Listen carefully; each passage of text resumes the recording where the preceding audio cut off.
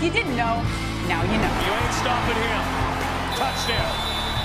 Waggle's not always downhill, Chris. This is where they want to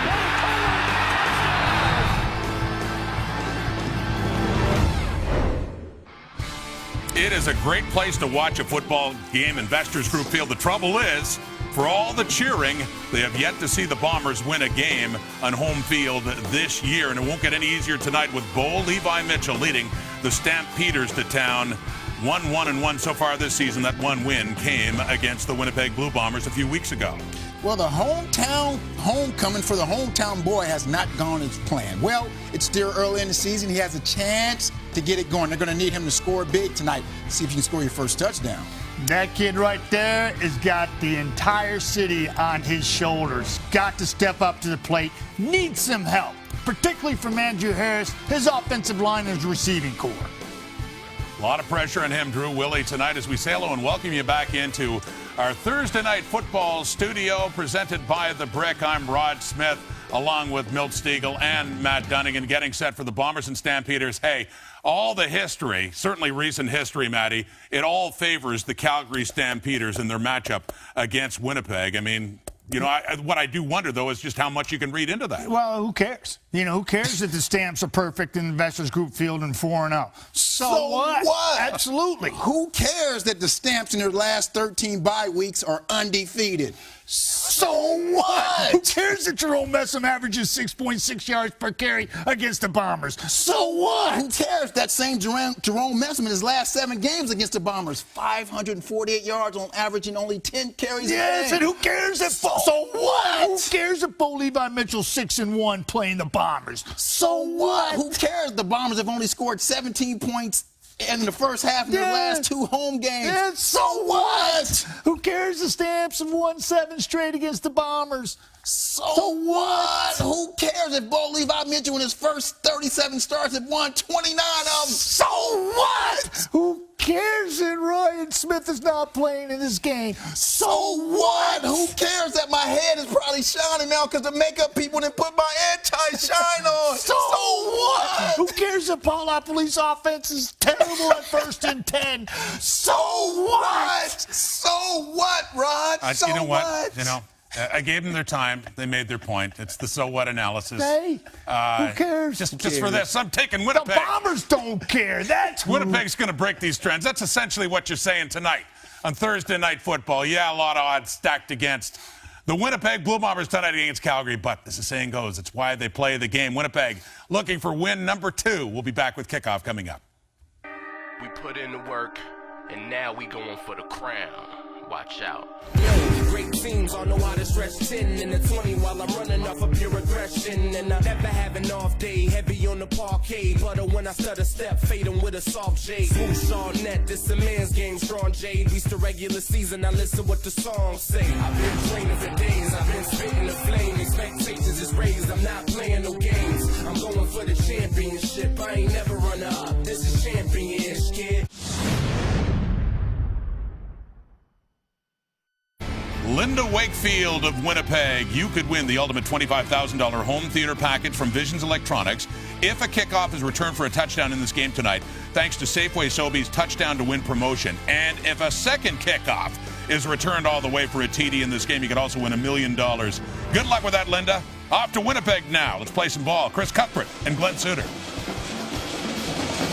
Thanks, Rod. Sweltering day in the Manitoba capital, and the heat is on the 1-3 Bombers as they entertain the 1-1 Calgary Stampeders at Investors Group Field.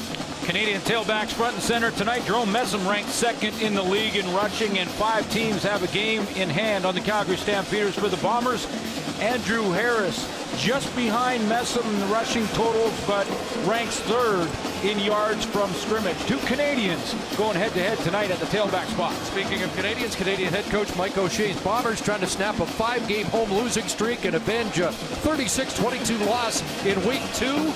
That was the first head coaching victory for Dave Dickinson.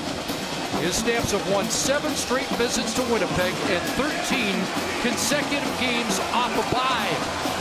First rematch in 2016, second of 3 meetings between Calgary and Winnipeg. It's 30 degrees, feels like 35. As we get set to kick off here, Justin Medlock to kick it to either Roy Finch or Torrey Harrison. Calgary won the toss and wants the football right away. And week 5's underway.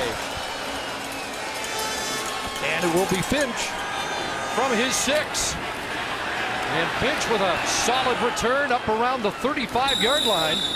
Ian Weil helps bring him down. Bo Levi Mitchell leads Calgary out 29, 7-1 in his career, including 7-1 against Winnipeg. Yeah, 2 300-yard passing games for Bo Levi Mitchell. Has the 1-1-1 record this year, throwing for just shy of 1,000 yards in 3 games. Good touchdown to interception ratio, though, at 5 TDs in just the 1 pick.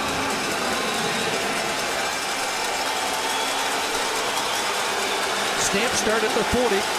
Greg Wilson is wide to the near side in for Joe West, and a pass behind Bakari Grant through his hands and incomplete. Jerome Messam in the backfield. I mentioned he ranked 2nd in the league in rushing behind C.J. Gable, the Hamilton Tiger Cats. Changing the receiving core, Greg Wilson will come in and play for Joe West, who's on the 6-game injured list. The go-to guy when these two teams met in week 2 was Markway McDaniel. That's the offensive line they wanted to start the season with. That's Pierre Labertu back in the middle at center. Yeah, first time they've had that projected starting group. 2nd and 10. And over the middle, there's Markway McDaniel, the money 2nd down receiver, who will move the chains on a conversion catch for 12 yards. Ian Wild was coming on a stunt that time right down the middle, and Bo Levi Mitchell really didn't have a throwing lane. He threw it around that blitzing stunt right there. There's Wild, and very tight coverage at the top on Markway McDaniel. Somehow McDaniel can work the angles on the football field as good or better than any receiver in the league. 7 for 116 for McDaniel on Canada Day. He had an even bigger game here last year. 9 catches, 159 yards. So 1st and 10, and Mitchell crosser, and there's Bakari Grant with his first catch. Made his first start last week and had 5 for 89. Change on the defense. Sean Green is out at defensive end. Adrian Hubbard comes in on the defensive line. The leader on this team, certainly the defense, is Ian Wild, who is tied for the league lead in tackles with Adam Bighill of the BC Lions. And there's your secondary. I like what I see from Kevin Fogg, the newcomer at halfback, playing very well at that halfback spot, covering the toughest receiver on the other team. 6 for Grant, 2nd and 4 from the Bomber 52. Pressure on in. Mo Leggett unable to squeeze it. Tight coverage against Markway McDaniel. And Leggett, who leads the league with 2 interceptions, had a shot at. Again, that was Bo Levi Mitchell trusting in his receiver and throwing into real tight coverage.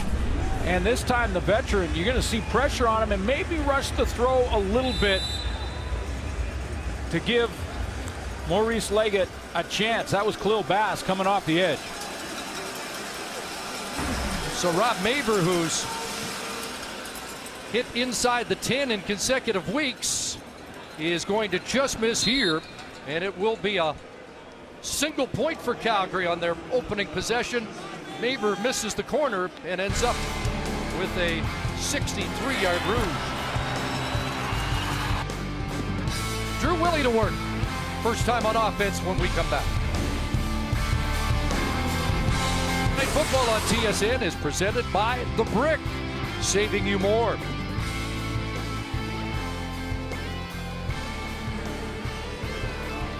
So Drew Willie, a pair of 300-yard games last week, 1 yard short of another 300-yard game, but even he admits it hasn't been good enough. Lots of pressure on the quarterback as he goes to work and comes out throwing. Weston Dressler helps his quarterback with a great snag and a first down catch up at the 53. We'll get to the starting lineups, but Thomas Mayo's in the lineup for Ryan Smith tonight, and that moves Dressler to Smith's spot. Dressler is going to be more of a featured target in the offense tonight, and Drew Willie doesn't waste any time at all. Nice throw right on the money to Dressler for a 16-yard gain on the sideline. Said Dressler will be in a position more on the waggle and getting a better start. And here's a handoff to Andrew Harris across midfield. There is a flag down on the play. First down production's been an issue for the Bombers, off to a better start here. Let's find out what this flag's all about.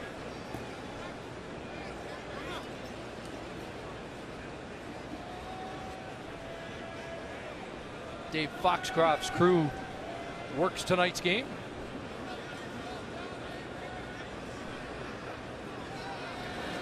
And Calgary's offside. Offside, Calgary, number 25. 5-yard penalty, repeat, first down. It's corner Tommy Campbell who encroached in the 1-yard area. Third in the league in rushing, Andrew Harris, just behind Jerome Messam. 2 Canadian backs tonight. He's in the backfield. There's Jace Davis, the 6th receiver, and there your starting core led by Darvin Adams on the outside. Mayo, as I mentioned. And there's your offensive line. Stanley Bryant up against Charleston Hughes. There's Jace Davis, and on first down, he's bounced out by Campbell, but it's another Winnipeg first down.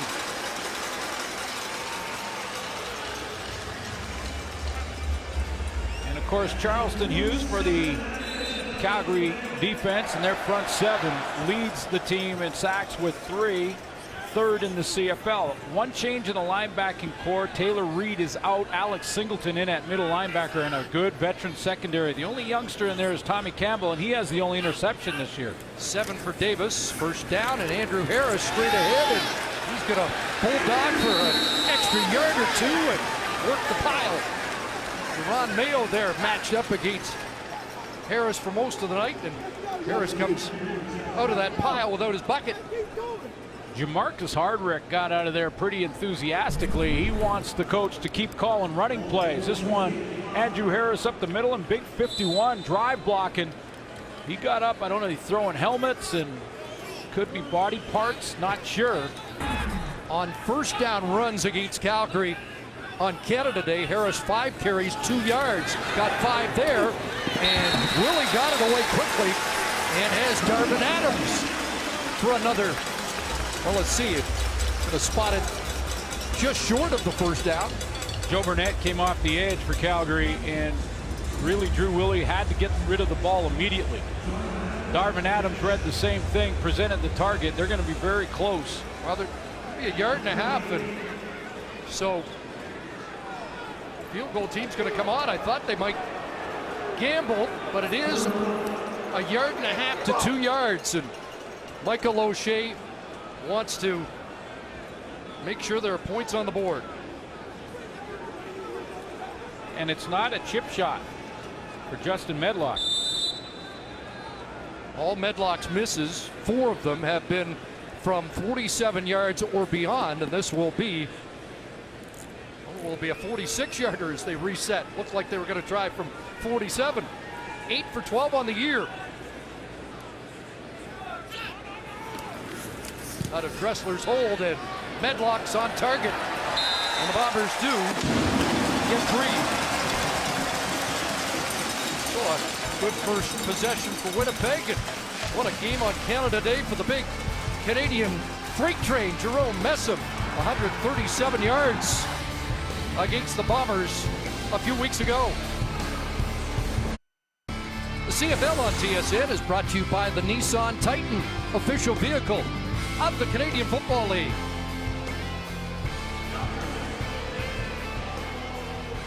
So a 47-yard field goal by Medlock gives the Bombers a 3-1 lead. And Dave Dickinson has opted for a kickoff instead of the football at the 35. Well, Roy Finch has looked dangerous in the last couple of games for Calgary. Let's see what he does here. And Finch with speed crashes up around the 30, so 5 yards short of where they could have scrimmaged. Well, it's been 18 straight games for Bo Levi Mitchell when it comes to the touchdown pass department, and that's a pretty distinguished list right there when you take a look at just behind Doug Flutie at 21 and Anthony Calvillo, both tied there. Calvillo had a 23 in a row streak. There's Travis Lulay, BC Lions, and Sam Etcheverry at 34 games. Really remarkable. Gary Jones on that list when he was lighting it up here in Winnipeg. So Bo starts just beyond the 30, and fakes to Messam, swings it out. Here's Greg Wilson, and he gets the edge and gets a first down. The Stampeders telling us that he's one of the quickest guys in the league and anxious to get in the lineup, and a horse collar tackle at the end of the play will improve Calgary field position. Julian Posey's going to get the horse collar tackle. Fake right here to Messam. Ball pulled. You can see Greg Wilson shoot through. Now he's out in the flat, and Bo Levi Mitchell just has to give it to him. Unnecessary roughness. Winnipeg, number 29. 15-yard penalty, automatic first down. So there's the horse collar. That will be an example of a horse collar tackle that will be in the rules committee saying, this is a horse collar tackle. Gentlemen, it's illegal.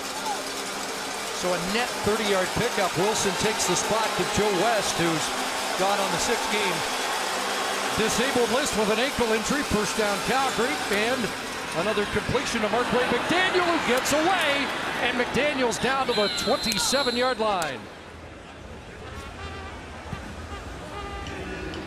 Big game. McDaniel. Yeah, big game. Game 2 when the Calgary Stampeders beat Winnipeg 36-22. Markway McDaniel over 100 yards in that game, 7 catches, and picking right up where he left off there. Just sits down in the zone, and that's the safety. Macho Harris traveling a long way from the middle of the field to try and go down there and cover it. Cowbell's out tonight at Investors Group Field. First down Stamps. Here comes pressure. Bo Levi Mitchell into the end zone, incomplete. Couple of Stampeder receivers in the same spot. We take a look at Markway McDaniel, who's not a real tall, big guy at 5'10", 210 pounds, 32-year-old. Just keeps getting it done. In week 2, 7 catches, 116, and a touchdown. 1,000 yards last year in 18 games, his second 1,000-yard season. He just is a pro. He's a route runner. He works the angles on the field. He's a veteran, savvy veteran that has become the most reliable target for Bo Levi Mitchell. 8-year vet, 6 years in Calgary.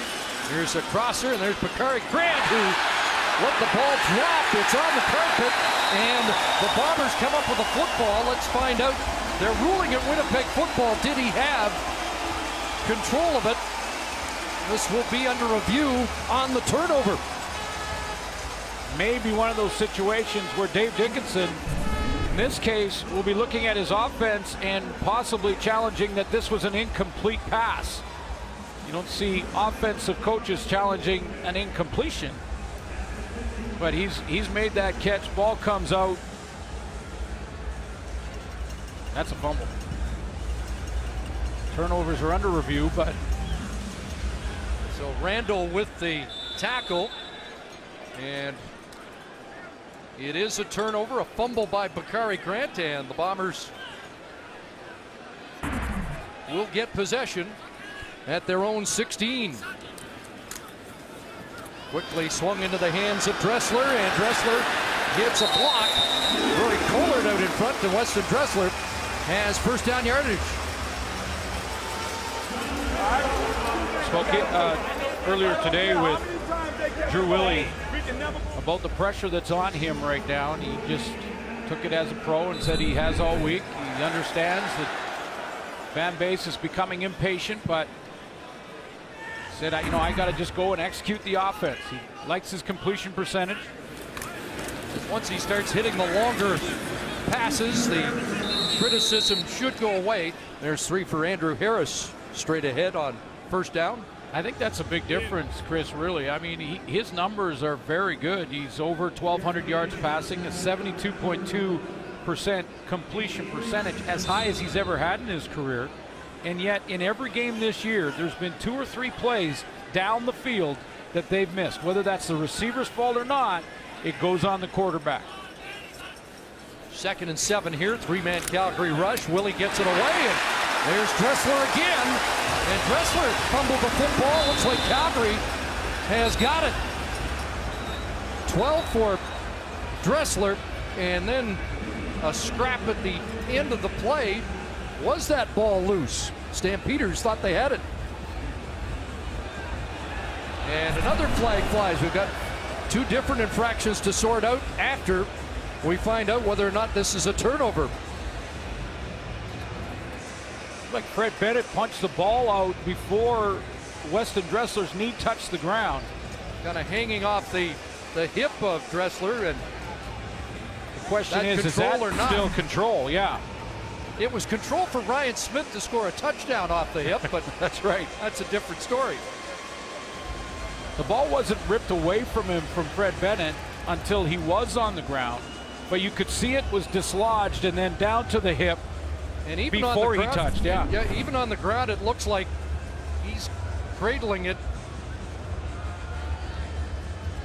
Now, is that considered down and still with possession or not? You know, it looked like Fred Bennett's hand was the hand that was holding the ball against the hip of Weston Dressler, and the tip of the ball hit the ground on his way down. Ruling on the field is a completed pass followed by a fumble recovered by Calgary. At the end of the play, we have a major foul, unnecessary roughness. Calgary, number 93. Will be first down, Calgary. That's Micah Johnson. A fumble as Winnipeg has turned it back over as Fred Bennett punches it out, and Calgary gets it back.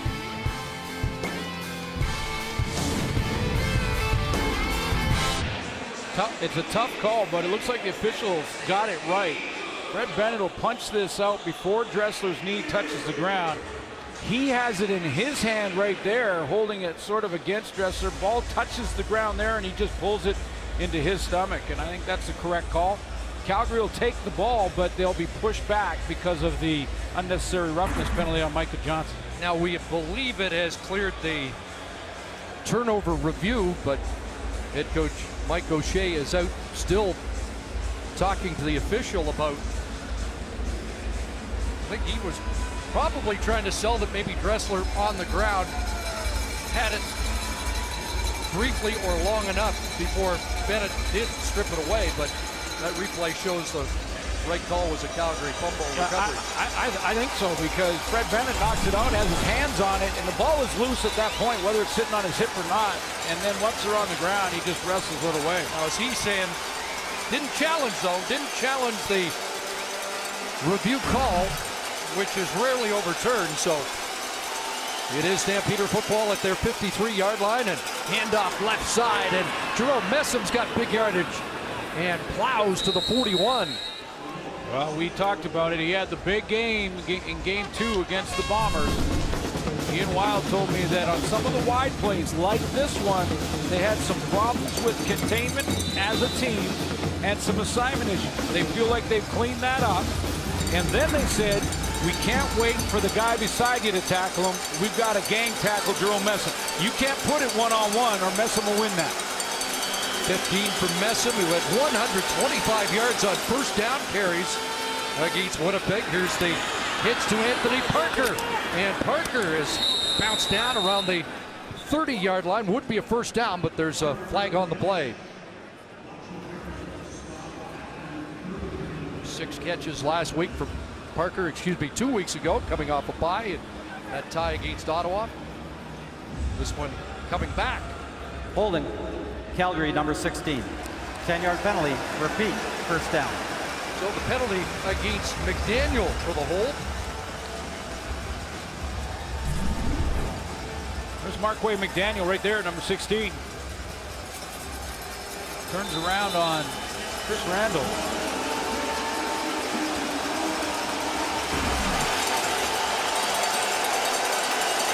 So the Stamps behind the sticks, first and 20.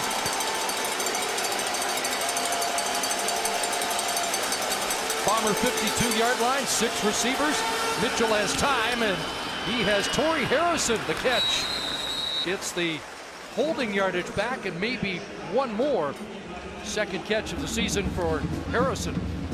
This is how Bo Levi Mitchell knows that he's got man-to-man. There's Harrison. He's going to vacate, and Ian Wild goes with him.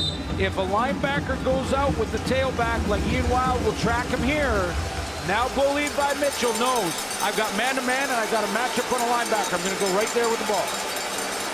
And give Harrison 13, so 2nd and 7. Here come the Bombers. Pressure. Mitchell gets it away. There's McDaniel, and he ducks away from Leggett down to the 20, and another flag. And did Leggett get the face mask? 24 more for McDaniel, who atones for the penalty. Angles, angles, angles, and it's a game of angles at times, Major especially. foul. Face mask, Winnipeg, number 31. Half the distance to goal, automatic first down.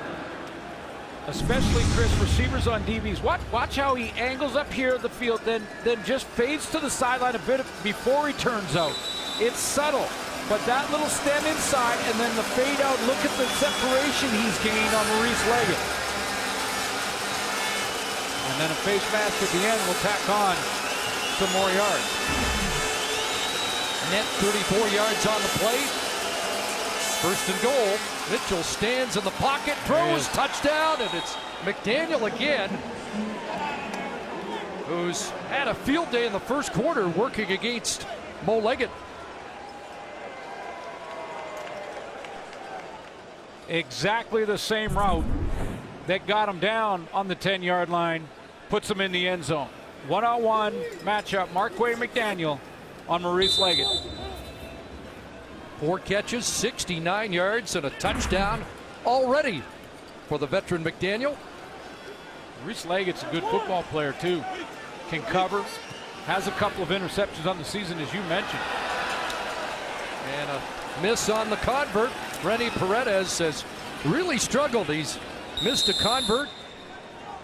Well, 4 converts already this year. Missed one last week in the tie against Ottawa. So they settle for 6. But the connection between Mitchell and McDaniel, a force here in the first quarter.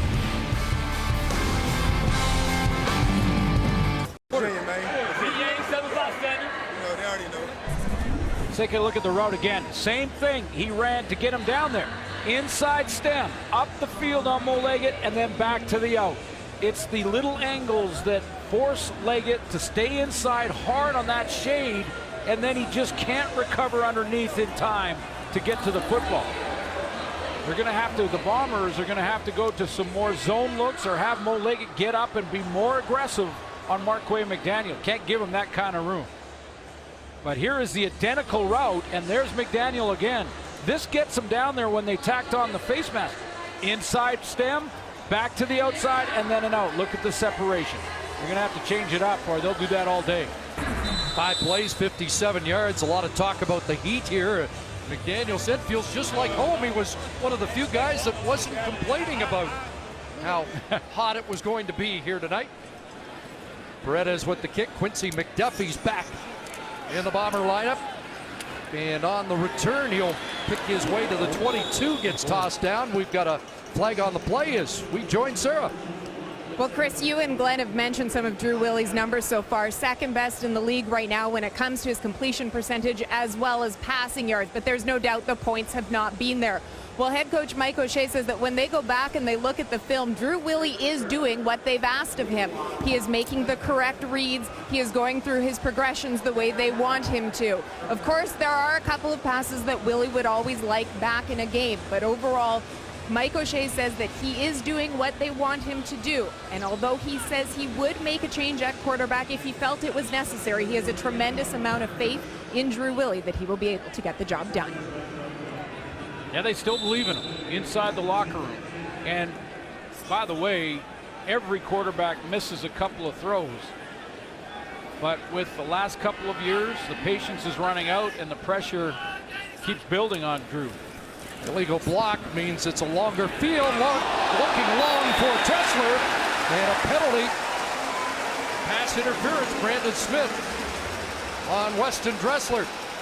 You know, and to Sarah's point as well, and to what Michael O'Shea was saying, Drew Willie threw a perfect pass to Weston Dressler on that curl route, and it was Dressler who fumbled it. That's not on Drew Willie, although the pressure keeps building on him. There's just feet tangling on that inside cut by Brandon Smith. Tried to cut under to the ball. The feet got tangled, and down goes Weston Dressler. So illegal contact, the penalty, a 10-yard call. 5th time Dressler's been targeted here in the first quarter. Did not play against Calgary on Canada Day.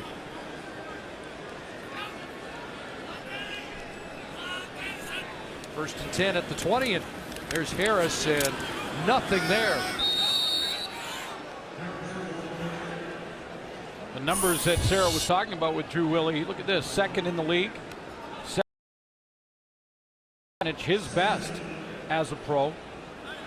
Couple of 300-yard passing games. The numbers have been there.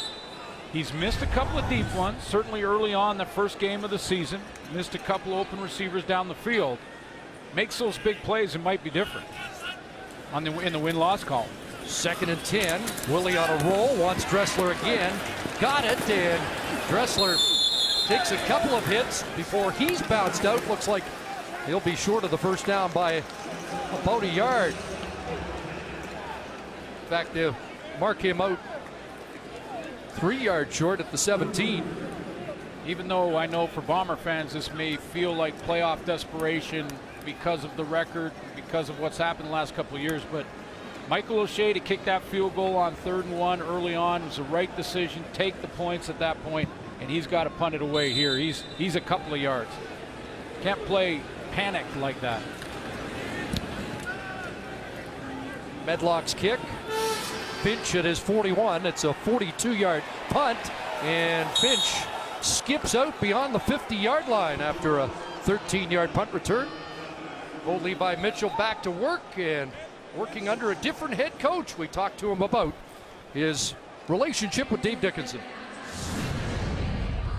I think it's been amazing. For me personally, it's been very fluid. Having Dinwiddie there with me and still being able to, pick Dave's mind when I need to go over to his office.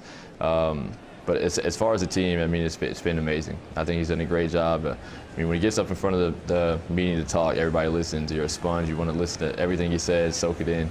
And I think he's ahead of his time. Well, we talked to Dave Dickenson yesterday about still looking for a little more rhythm in this Calgary offense. It has been a work in progress. The numbers are pretty good, but Dave Dickenson wants to see more. Well, when you come into this game, both these teams tonight have one win on the season, and yet coming in, the Winnipeg Blue Bombers, big underdogs here against Bo Levi Mitchell and these Calgary Stampeders. Both one-win teams. Rookie Taylor Loeffler out of UBC shaken up on the kick return. Take a look at what happened to him. Take a look here. Excuse me, right up the top of your screen. There's the hit on Loeffler. Torrey Harrison coming back.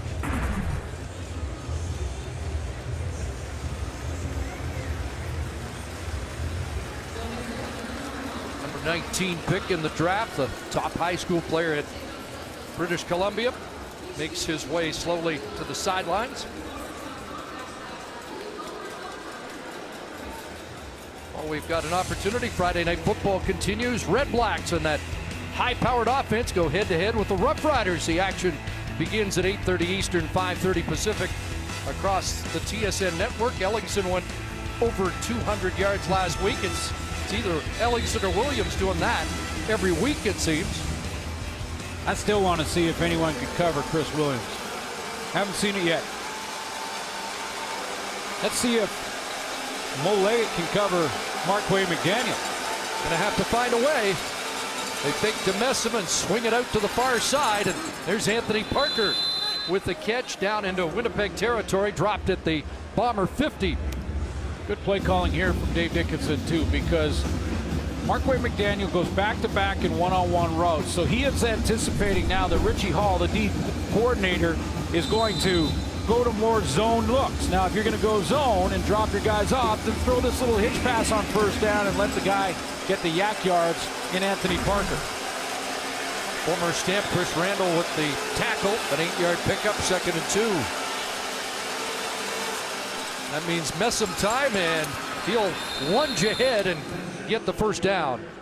It's going to be a real chess match going on between Dave Dickenson and Richie Hall, the defensive coordinator, who wants to show different looks, mix it up, give Bo Levi Mitchell a little bit of pressure at times, maybe with Ian Wild from the linebacking core, maybe get Maurice Leggett on a couple of blitzes and try and rotate the coverage to McDaniel. But if Dave Dickenson starts to see zone, he can work the underneath stuff. If he sees man, look to him to go back to McDaniel.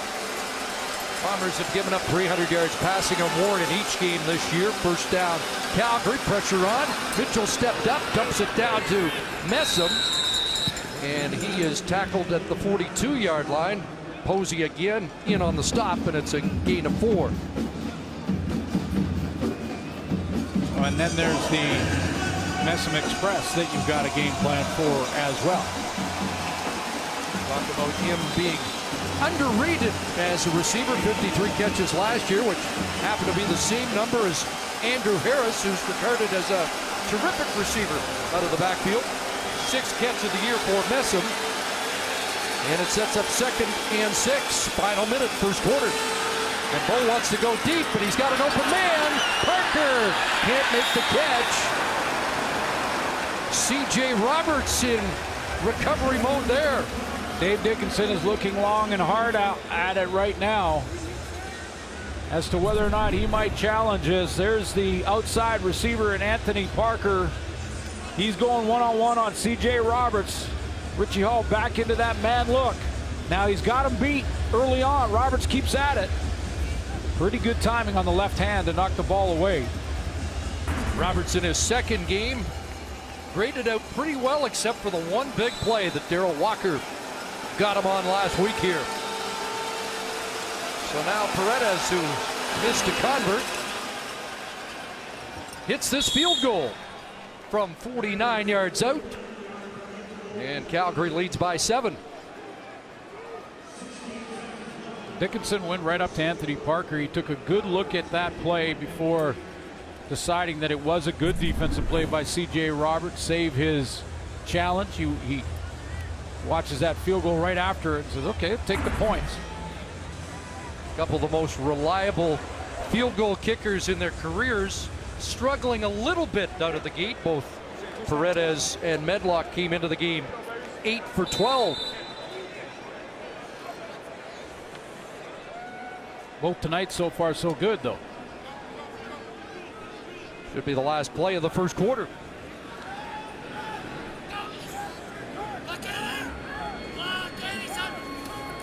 From the 35, quick hitter, and the ball dropped by Andrew Harris. First incompletion of the quarter for Drew Willie. 6 for 7, 56 yards. First quarter done, and the visitors, who have historically been impressive in Winnipeg, will have a 7-point lead after 15 minutes of play. 15 minutes. Yeah, you take a look at Drew Willie's numbers, and they're comparable, and you take a look at the completion percentage, it's up there. Now, they haven't taken a lot of shots deep, and that's been a concern for Bomber fans, although they did go deep once to Dressler, and it was that illegal contact penalty, just a 10-yard penalty. So that's what I think Bomber fans want to see more of, is that deep shot. His number's good, but Bo Levi Mitchell very sharp, and the security blanket providing a lot of that offense for him in Markway McDaniel. Yeah, absolutely, and they're going to have to, Richie Hall, I'm saying, is going to have to try and find an answer to Markway McDaniel in second down situations.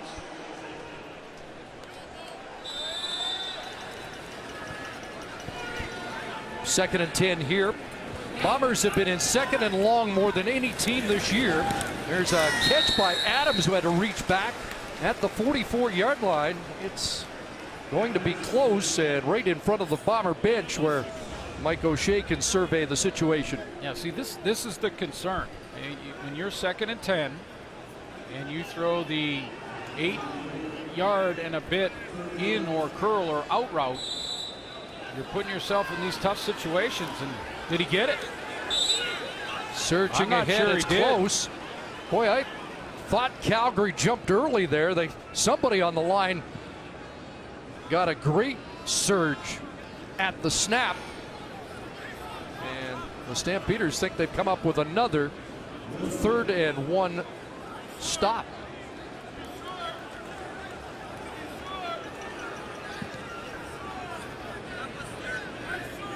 And they don't even need a measurement here. Dave Foxcroft says it's Calgary football.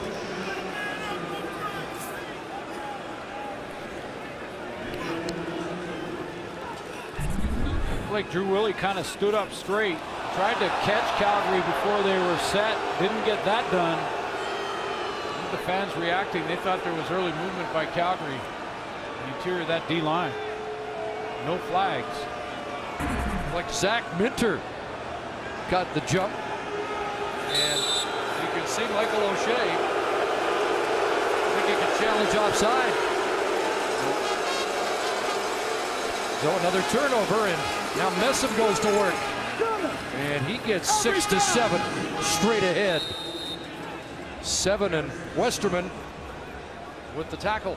I'll show you this Darvin Adams route one more time.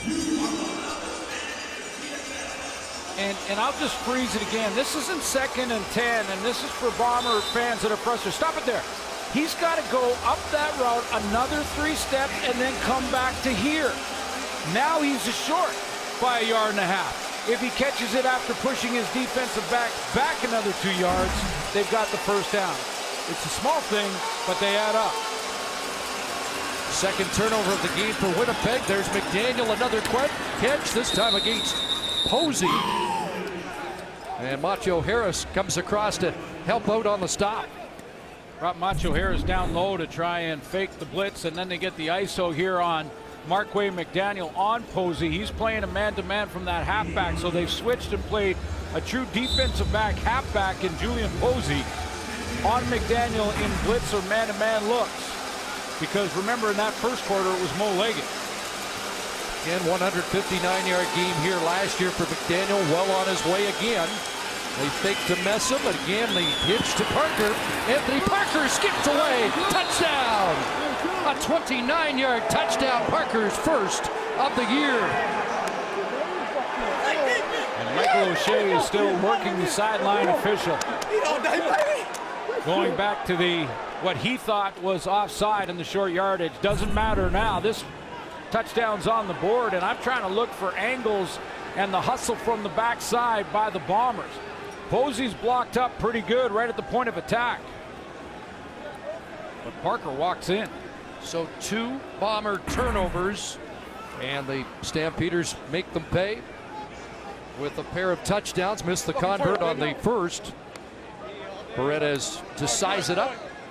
Biggest play of the season so far for 6-year man Anthony Parker.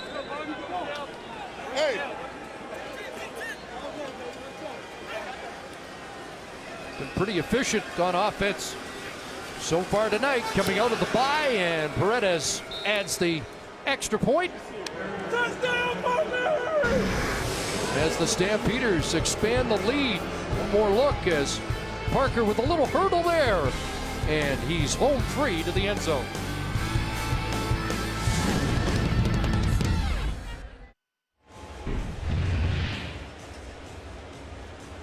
Michael O'Shea upset on that 3rd down play by the Winnipeg Blue Bombers and was on the officials the entire way. You could see the jump early. It looks like he had something to complain about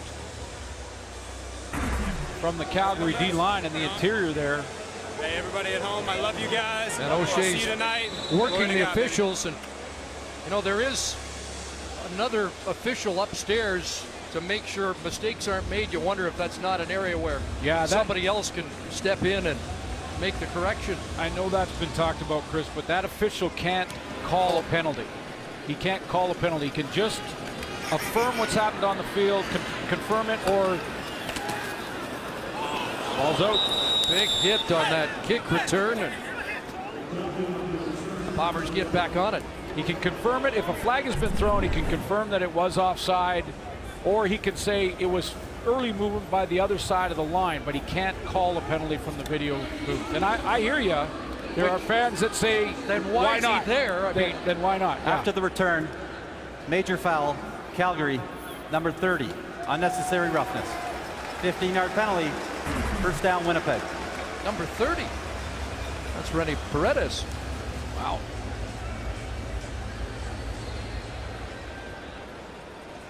Well, it's a deep hole for the Bombers once again. Down by 14. But after the penalty, they start at the 41. Need to make something happen here. Hand it off to Harris, and nothing there. That's it. He is stuffed behind the line of scrimmage. There's the newcomer, Jagara Davis, who gets his first start at defensive end. In place of the injured Frank Beltre, Junior Turner was in the mix. Yeah, Frank Beltre out, Quinn Smith out, Derek Wiggins out for Calgary. Junior Turner in his first game, he's part of that tackle around the legs. Loss of 2 and 2nd and long. 3-man rush. Willie stands in. Dressler's been the favorite Winnipeg target, and he has a catch and should have his first down, a 5th catch here in the opening half for Weston Dressler. And there's the difference. This is a veteran player now in Weston Dressler that goes right to that, a yard past that first down marker, and then comes back, and he is right at the marker when he makes the catch in his tackle. 5 for 59 for Dressler. First down. Winnipeg back in the hands of Harris, and they're again not getting anything on first down runs. Again, Jagarrett Davis there to shut the door. I want to show you that Dressler route, show you the difference. Now there's Dressler. Remember Darvin Adams right there. Now he's going to go right to the first down marker. And by the time he makes his break right there, you can see the markers here. He's a yard past it. When he gets pulled down, he's first down Winnipeg. But they're going to have to change up their play calling right now on first down, because that run up the middle to Andrew Harris just not producing. And no offense, let alone one that's been struggling a little, can survive 2nd and long all game long. Joe Burnett getting attention, the strong side linebacker. Paul LaPolice might have to take some shots on first down. Move the launch point for Drew Willie a little bit. Get him on the roll or on the run just to change it up, because that first down run to Andrew Harris has been stuffed 3 times in a row. Well, they've talked about balancing out the offense, getting more rushing yards. You can see the consistency of yards from scrimmage for Harris over the first 4 games, but inconsistent run totals, just 13 against Calgary, 22 last week against the Edmonton Eskimos.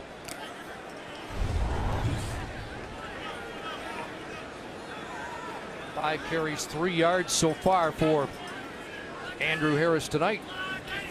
So 2nd and long again. There's a nice catch by Thomas Mayo. Drags a tackler down to the Calgary 49, but he's going to be 2 to 3 yards short. Now that's different when it comes to that kind of blitz, because Calgary loaded it up. They were coming with everybody up front, so now it's a hot read for Drew Willie. He's got to get rid of the ball quickly. That's his hot receiver right there, because he's got blitz coming from the Calgary Stampeder defense. Got to get rid of it. Hope your receiver now can make one guy miss. So now Medlock will look to hit the corner. Line drive will bounce just outside the 10. Finch is going to field it there.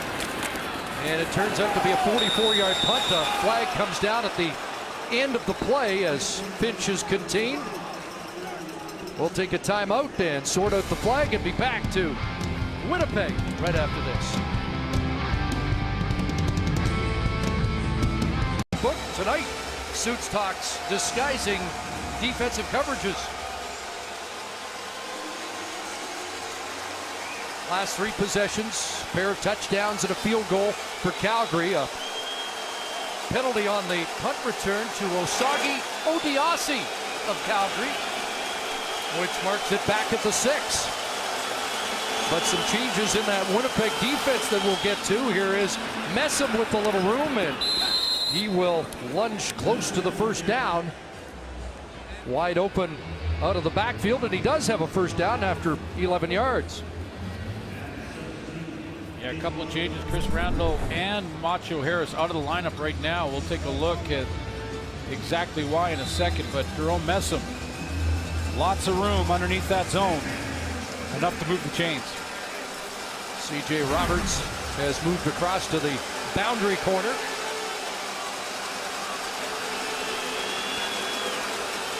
Takes the jet sweep, and the throw is dropped in and out of the hands of Kevin Fogg, and that's the kind of play Winnipeg needed to make. An easy drop that would have given the Bombers terrific field position. He might have scored. No, you're right, and this has been the Bombers' issue, whether it be offense for a big deep ball or something like that they just missed, or a chance to make a big play and go score. Hey, Kevin Fogg leads all defensive backs in the CFL in tackles. He's been playing good football. You need to make that play and go score with it. He's not one of the changes in the secondary. Stamps got a break a couple of weeks ago in that overtime game when Junior Robinson dropped an easy interception that let Calgary off the hook, and now it's an incompletion that sends the punt team out for the Stampeders. Yeah, for Bo Levi Mitchell on back-to-back plays there, he had some communication issues with his receivers. And that last one, it was Jerome Messam, really didn't look like he got his head around out of the break in time. Maybe the ball thrown just a little bit too soon for his big tailback to get there.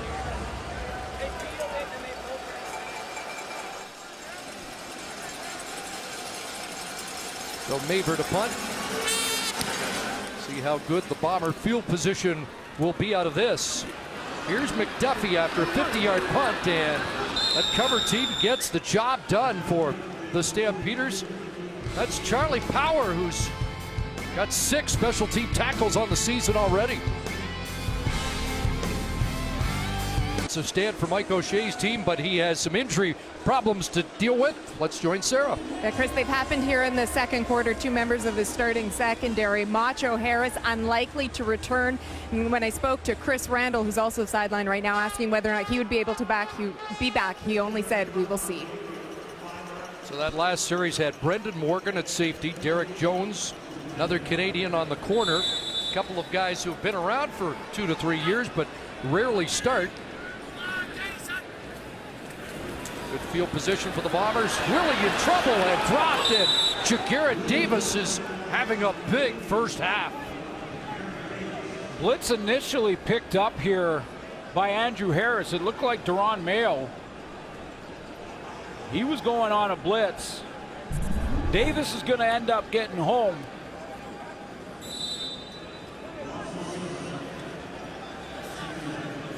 Inside pressure from Mayo. 3 tackles, a sack for Davis, the 14th sack against Willie this year. 2nd and long, and Willie on the run, throwing, and a drop. Intended for Mayo in front of the Calgary bench. Close to what would have been a first down. So a 2 and out for the Bombers. Can't throw it any better there. Now, I'm not sure if he would have been right at the first down marker or not. Initial 2 and out of the game. How about the Calgary Stampeders dropping number 39 back there outside in the outside zone coverage. Yeah. Get a little piece of that? Did Hughes maybe get a piece of it? That's pretty good coverage by the big man. Here's Fitch, got away from the first one, and a flag comes down indicating likely no yards against the Bombers.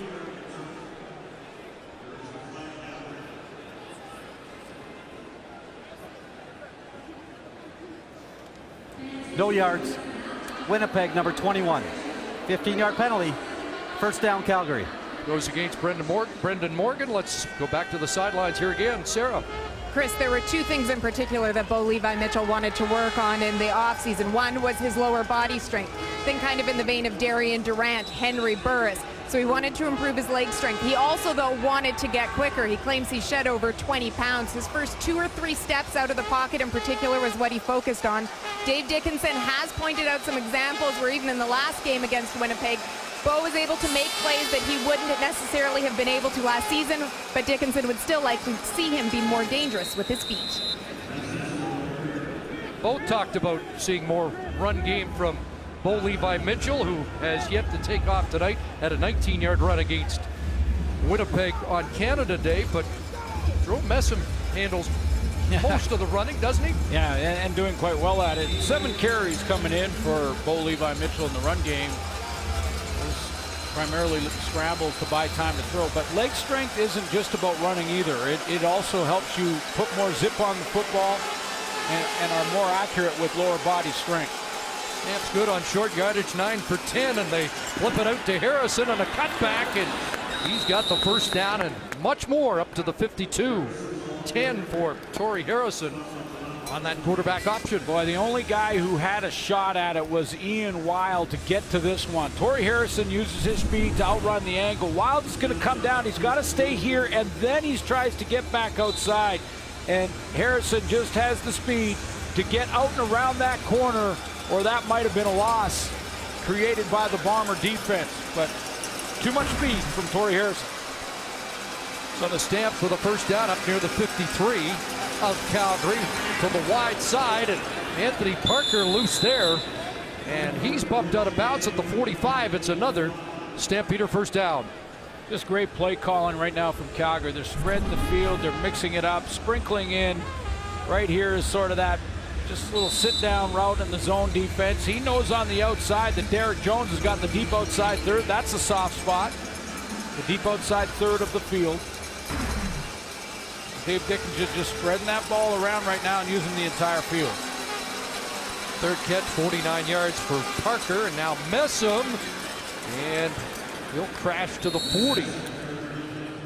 On the bench, while Sarah was doing those hits down on the sideline, you can see Bomber defensive staff working with this new group back there. Derek Jones playing that corner. SFU. They've got Brendan Morgan in at safety, and they're getting the crash course against Bull Levi Mission.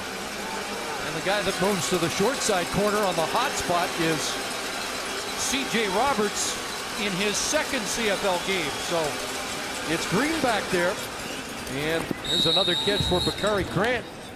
Posey will bump him out.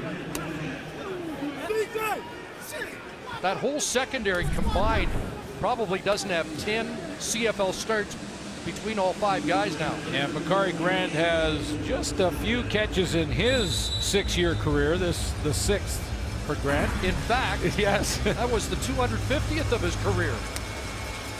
Third on the night. And the Stamps are moving against this makeshift Bomber defense. Mitchell fakes to Messam. Comes across for McDaniel, and Ian Wild waiting for him that time. And brings him down for a loss of 1.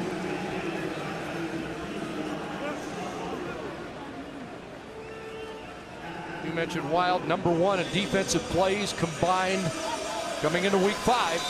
Can't do it by himself, though. He's got a bunch of young guns behind him in that secondary. Mo Leggett has now moved back into the middle.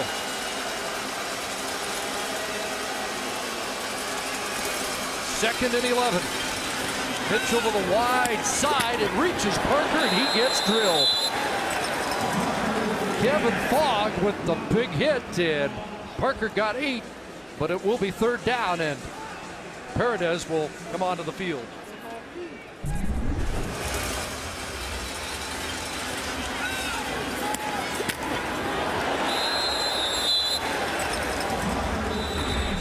Fogg and Jones with the tandem hit. Ouch. That one hurt just watching it. Parker jumps right back up. Paredes from 35 out. It's another. And it's 20-3. Stampeders with under 3 minutes to go here in the opening half at Investors Group Field. Bomber defense with a crunch, but a Calgary offense preferring tonight. Time we'll hear their take on this game. Look ahead to tomorrow's game between the Riders and Red Blacks. Also the GMC playbook. And they're still doing their push-ups. I'm about to join them as soon as we get this camera off. CC, Suits, back to you.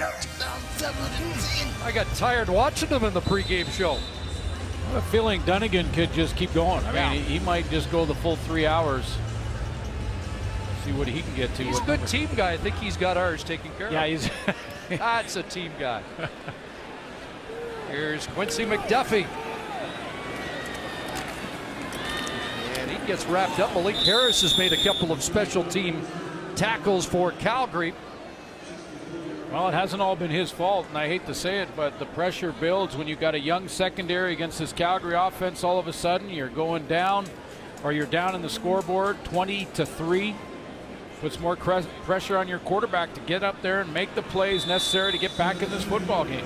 Good news, he's 9 for 11. The bad news is the longest reception, just 16 yards so far tonight. So that's a continuing theme here in Winnipeg. Short drop, and Dressler can't make the one-handed catch. Brandon Smith on him. So it's 9-year veteran against 9-year vet in that matchup. Yeah, I've seen a few matchups like that. You see that ball behind Weston Dressler on the throw with Brandon Smith in pretty good position. Coming downhill, you got Charleston Hughes going against his former teammate Stanley Bryant. Here's Dressler again, so he has 6 catches.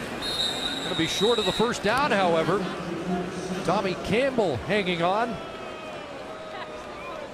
Dressler with 6 catches. The rest of the receiving corps was 6. There's the Tommy Campbell with the 1 interception for the Calgary Stampeders. And when you look on paper in their resumes, that's a good group. You mentioned in commercial, Chris, that Coach Dave Dickinson thought that he'd like to see that group even play at a higher level collectively. Well, it's 3rd and a yard, and Matt Nichols comes in. 2 for 3 in these short yardage situations, stopped already. And Nichols lunges ahead over Jamarcus Hardrick, the left guard, to move the chains. Took some abuse for it too. Alex Singleton, the starting middle linebacker for Taylor Reed for Calgary, kind of gave him a couple of shots at the bottom of the pile, but you're right, he goes off that left side, gets a good push and then dives over the pocket, and then he takes a knee from Duron Mayo and another push there from Singleton. No flag. Willie back in. Flags come down. Willie hit as he throws, and that one up for grabs is brought down by Jamar Wall. Or check that, Brandon Smith with the interception. Now there is a flag down, and was Calgary offside? They sent the house again.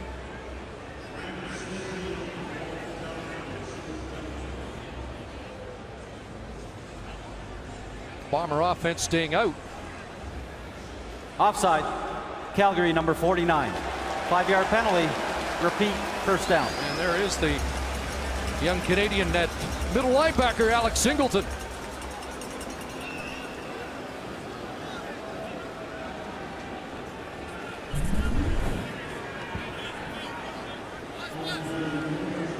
There's Singleton.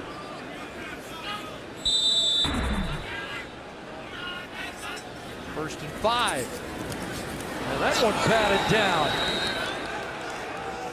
And here's Micah Johnson. Yeah, Micah Johnson, when you as a defensive line put your hands up like that to get that knockdown, you're going to pay the price often, and you're going to get a 2-hand punch right in the middle of your chest. He got that from Jamarcus Hardrick, and he'll take that hit to get the knockdown and put Drew Willie in the second down. Not a pleasant bye week for him, battling the flu. Lost a few pounds. 2nd and 5, flag down, and Dressler again the catch. And I'll correct myself, 7 catches for Dressler, 4 for the rest of the Bomber receiving corps, if this is allowed to stand. They're saying offside Calgary again. Mike Offside. O'Shea just wishing. Calgary, number 39. That penalty's declined. First down, Winnipeg. The offside calls came a little earlier tonight. Charleston Hughes lined up offside this time. Another first down, Winnipeg. Bomber 50, the 7th play of the drive. And anybody home, swings it to Harris. And Duron Mayo waiting for him, and they stack Harris up after a gain of 4. Well, one of the reasons it's a great defensive game plan right now from Calgary, because when they send pressure on second down, Drew Willie's not having the time to throw it deep. First catch for Harris, who had 9 for 87 at McMahon on Canada Day. And that pass out of the reach of Jace Davis. And the drive stalls near midfield. Devon Claybrook's defensive coordinator is just nice game plan, mixing up pressure in 2nd and long, making it almost impossible for Drew Willie to get the time to throw the deep ball, so he's not allowing Winnipeg to stretch the field. And then in situations like that, he's basically saying that the Bombers won't be able to put 5, 7, 8 first downs together, and he's patient in that regard. Finch fields it at his 7. And Finch gets away. and gives Calgary a little more breathing room up near the 20. On another good return, Markway McDaniel, the most dangerous receiver so far tonight for Calgary. Over 100 yards the last time these two teams met. They had Mo Leggett on him early, trying to cover him. They switched that up later into that second quarter with Julian Posey a couple of times.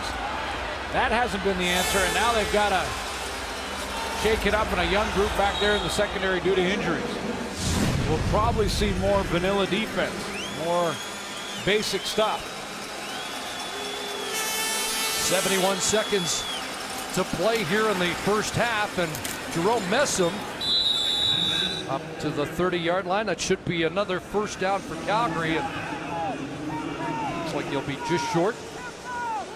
Stampeders trying to make sure Winnipeg doesn't get their hands back on the ball in this first half. You know, that was a good run by Jerome Messam, but watch Fogg come up here. Kevin Fogg steps into that.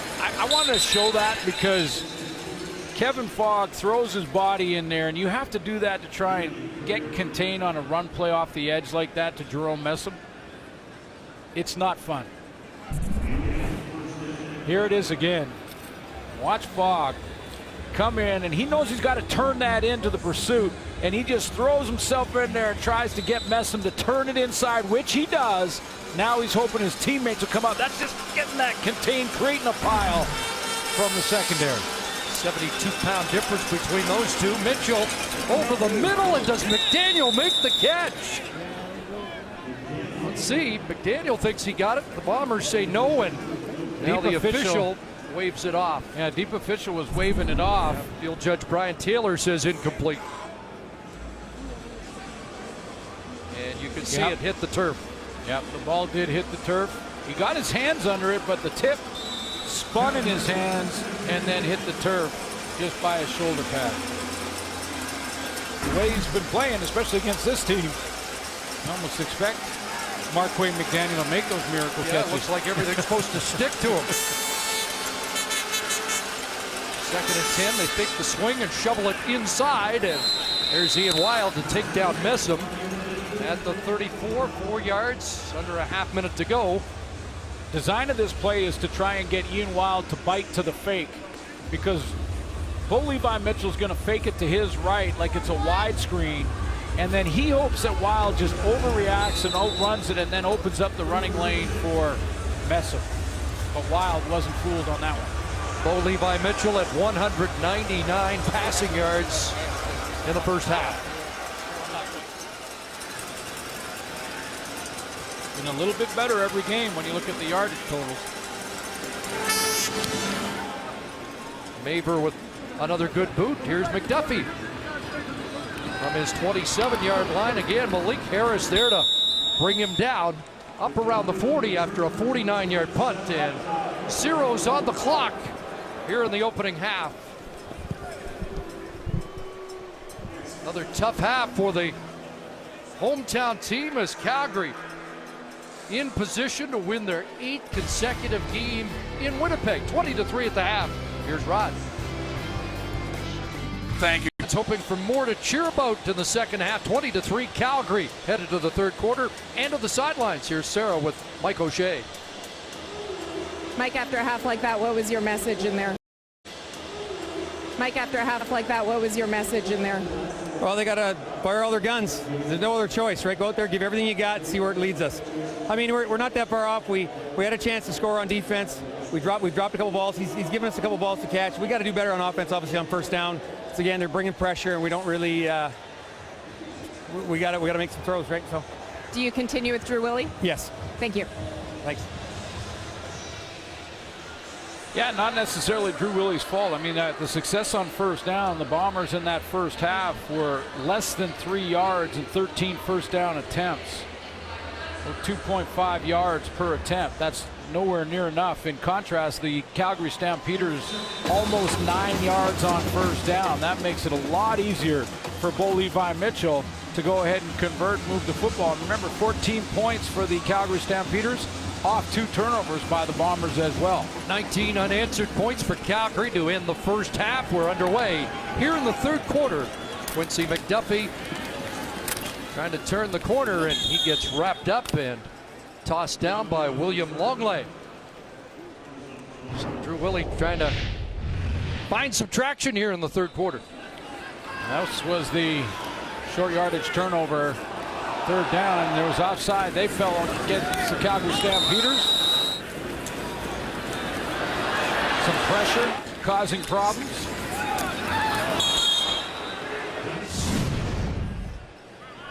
Seven catches for Dressler in the first half. He has an 8th here, and he turns the corner and has a first down.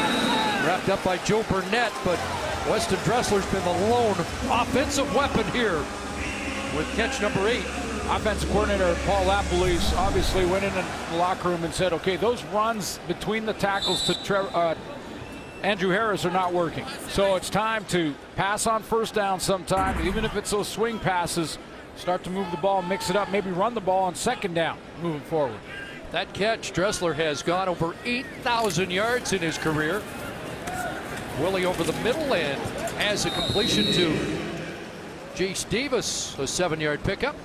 And sort of what Michael O'Shea said as well, which is fire the gun, shoot, hey, go and lay it all on the field because you got no choice. Down 20-3, so that means we may see Drew Willie put it up in the air 40 times in this half. 243 fourth quarter yards passing in Calgary on Canada Day. There's another catch by Davis, another first down. They're into Stampeder territory. That was in what is called garbage time. It's not garbage time yet. And nowhere near. Willie trying to close the gap and get Winnipeg back in it. Yeah, trying to get some rhythm. Just get those receivers in a bit of a rhythm, put the ball there on time. Good accuracy on these throws so far in this drive. First down, Stampeder 49. Into the hands of Harris. There's positive first down rushing yards. In fact, close to a first down. Dragged down by Garrett Davis, longest run of the night for Andrew Harris. Amazing, Chris, when you throw on first down a couple of times and you've loosened up the linebackers. In other words, the linebackers back up a couple yards from the line of scrimmage. Then you go ahead and try and run. 2nd and 1, and Harris has got a first down. And a few more yards to the 35 after 5 carries for 2 yards in the opening half.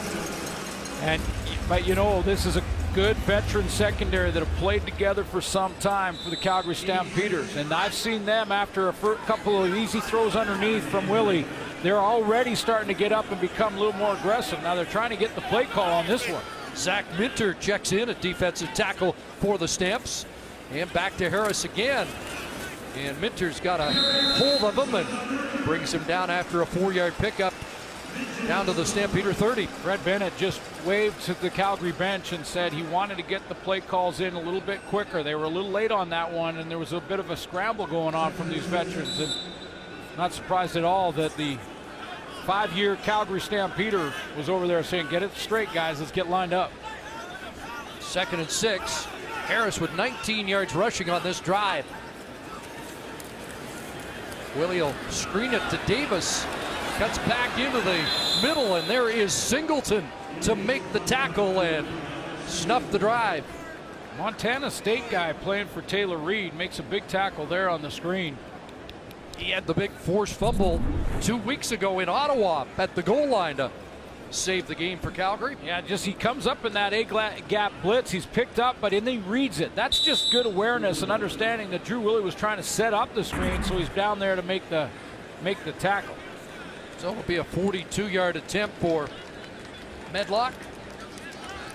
Try and double the Bomber output on the night, and Medlock puts it through. So it's a 14-point Stampeder lead as Bo Levi Mitchell gets set to go back to work.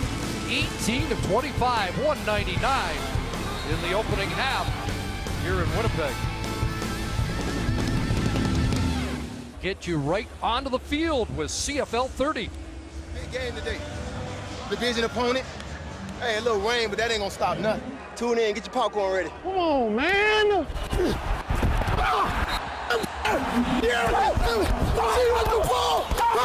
That's what we gonna do, baby.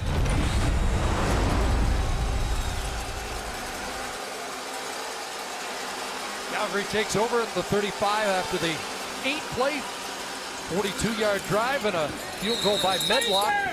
Makes it a 14-point game. There's Anthony Parker with another catch. I asked Bill Levi Mitchell about Drew Willie and how there's some passing yards that are going up. He said, you know, part of that is rule changes and a little bit more room for receivers with the new rules, which is all good. He said, you know, Drew Willie has got a lot of new players that he's trying to get used to. He said, much like I am. I mean, I had Eric Rogers last year. We had Jeff Fuller. We had Joe West. It's a different group, and it takes time. Two quarterbacks sort of with the mutual respect. Second down, downfield, and it is caught. Bakari grabbed, or did he drop it?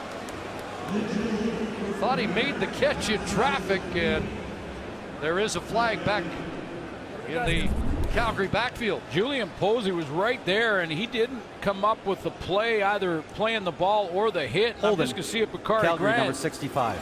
That penalty's declined. Nope. Third down. Ian Wild way back in that secondary trying to help the young guys out. So a 2-and-out to start this second half for Calgary, which is what the home team needed. Get the ball back now and see if they can put together consecutive scoring drives. That's the first 2-and-out of the night for Calgary. Maver end over end, shorter kick, and on one hop, McDuffie got away from Malik Harris. A flag down as McDuffie dropped at the 36. We'll sort out the penalty when we come back to Investors Group Field. Degrees Celsius at kickoff, so it's important to stay hydrated. Good advice. That's good advice, partner. Yeah, they're just waiting for that big play to happen, to have something exciting to cheer about. Well, most of them are. These guys they're not waiting. They're not waiting. But this series could be a defining one as the Bombers try and get back in it. Coming off a drive that netted 3 the last series, and there's a catch for Darvin Adams. Close to first down territory. His third catch nets 9, and 2nd and 1. Trying to go a little tempo here, and first down production has been a little different than the first half. And off to Harris, there's the first down, and he gets to midfield behind a changing offensive line for the Bombers. Yeah, they moved Jamarcus Hardrick out to tackle. Patrick Neufeld's out, and that puts Michael Couture in there at guard. Couture, the number 10 pick out of Simon Fraser, who the Bombers are very high on. Now back into the hands of Dressler. Into Stampeder territory and takes a hit at the Calgary 51-yard line. That's a 4-yard pickup. Good hit there by Jamar Wall. He just came down on that little swing screen and lowered his shoulder. Now he switches over to the wide side. Will be matched up against Thomas Mayo. 2nd and 6. And that pass incomplete. Tommy Campbell in the hip pocket of Darvin Adams. 37 games for the Tennessee Titans. Looks like he has a little bit of a limp going after that knockdown, but can't play that quick slant any better than that. I mean, Drew Willie put a lot of heat on this because it was so well covered and tightly covered. But a nice job to reach around with the left hand and knock it away from Darvin Adams. Medlock looks for the pin. That ball will skip down the sidelines, and Finch let it go into the end zone. That's a good play by Finch. Yes, it is. And he's missed a couple of those decisions in the first half. That's the right decision. And it turns out to be a 59-yard rouge for Justin Medlock. Not what he was looking for. Back to the Stampeders offense that's been keyed by the veteran Marquay McDaniel. Another big night against the Bombers. Hottest new show, CTV's Designated Survivor, new series this fall. More bad news for this Bomber secondary. They're shuffling and trying to coach on the fly. Taylor Loeffler is in at safety. And Julian Posey is on the sideline. Here's Messam. And Adrian Hubbard there. Loeffler. Taylor Loeffler, who is now at safety, steps up to help out on the run stop and hold Messam to 2. So Chris Randall's gone. Julian Posey's out. Macho Harris, that's 3 of the 5 in the secondary. Got Derek Jones at the wide side corner. Brendan Morgan now playing the other side corner. C.J. Roberts moves inside, and they've got another rookie, Trent Corney, in on 2nd and long to rush the passer at defensive end. And here comes Corney. Mitchell gets away, dumps it across, and Greg Wilson isn't going anywhere as Ian Wild makes the play. Great pressure trumps a great secondary. So if you're having issues in your secondary, or you've had to make changes due to injury, which Michael O'Shea has had to shuffle, if the guys up front get it done, you're okay.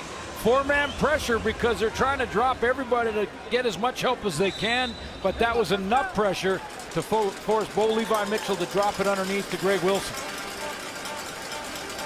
And what a tackle by Ian Wild. So back-to-back 2-and-outs here in this third quarter for the Calgary offense. Neighbor with the boot, and McDuffie at his 19, a 51-yard kick, and McDuffie brings it back to the 30, an 11-yard return for Quincy McDuffie. Well, it's been a big night for Weston Dressler, and although they didn't play a lot together in Saskatchewan, some chemistry between Dressler and his quarterback. It's definitely a work in progress, but at the same time, you know, I can kind of relate to what he's telling me from our past. Even when I wasn't exactly playing, I know exactly what game he's talking about, or, you know, a certain route that he threw in his past, because, you know, the 2 years we were together, you know, we became really good friends, and, you know, we were always talking football and different things, so I can kind of relate to what he's saying. But you're always trying to work out little kinks in the armor out there, whether it's through practice or walkthrough. So definitely trying to keep working, and I think we'll do some good things. Deep shot there from Drew Willie. And now Hardrick going to the sidelines, and he's in some difficulty. Well, they're asking Jamarcus Hardrick to go down inbounds so that they can get a timeout, injury timeout here to make the change again, and that's just perfect coverage by Jamar Wall. Inside position. In fact, he felt there was offensive pass interference there on Thomas Mayo. Didn't see any way that Mayo was going to get to that football unless he out-jumped him. Hardrick looked like he had an issue with his eye. Yeah, and now the Bombers have an issue on the offensive line. Who comes in now? Gonna have to maybe convert somebody from the defensive side of the ball. There's the poke in the eye. DeMonte Bolden got, it was an accident when he poked him in the eye.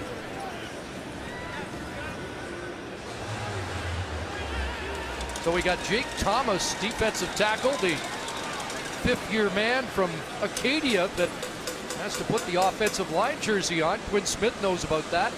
Did you see the look from Drew Willie when he thought, oh boy. And that's not a hit on Jake Thomas. That's just going, we're down to now turning defensive linemen into O-linemen, trying to patch things up. Hang on. First Neufeld, and now Hardrick, and that pass batted down. And Junior Turner in his first game back after shoulder surgery in the offseason. Had a huge year last year, and Hardrick's being taken to the room. Vicious project really did. I mean, this is a guy who, dominant year, off to a slow start this year due to that shoulder surgery, but already made some plays and caused some problems inside for this Winnipeg offensive line. Brandon Smith of the Stampeders down, and he's getting attention.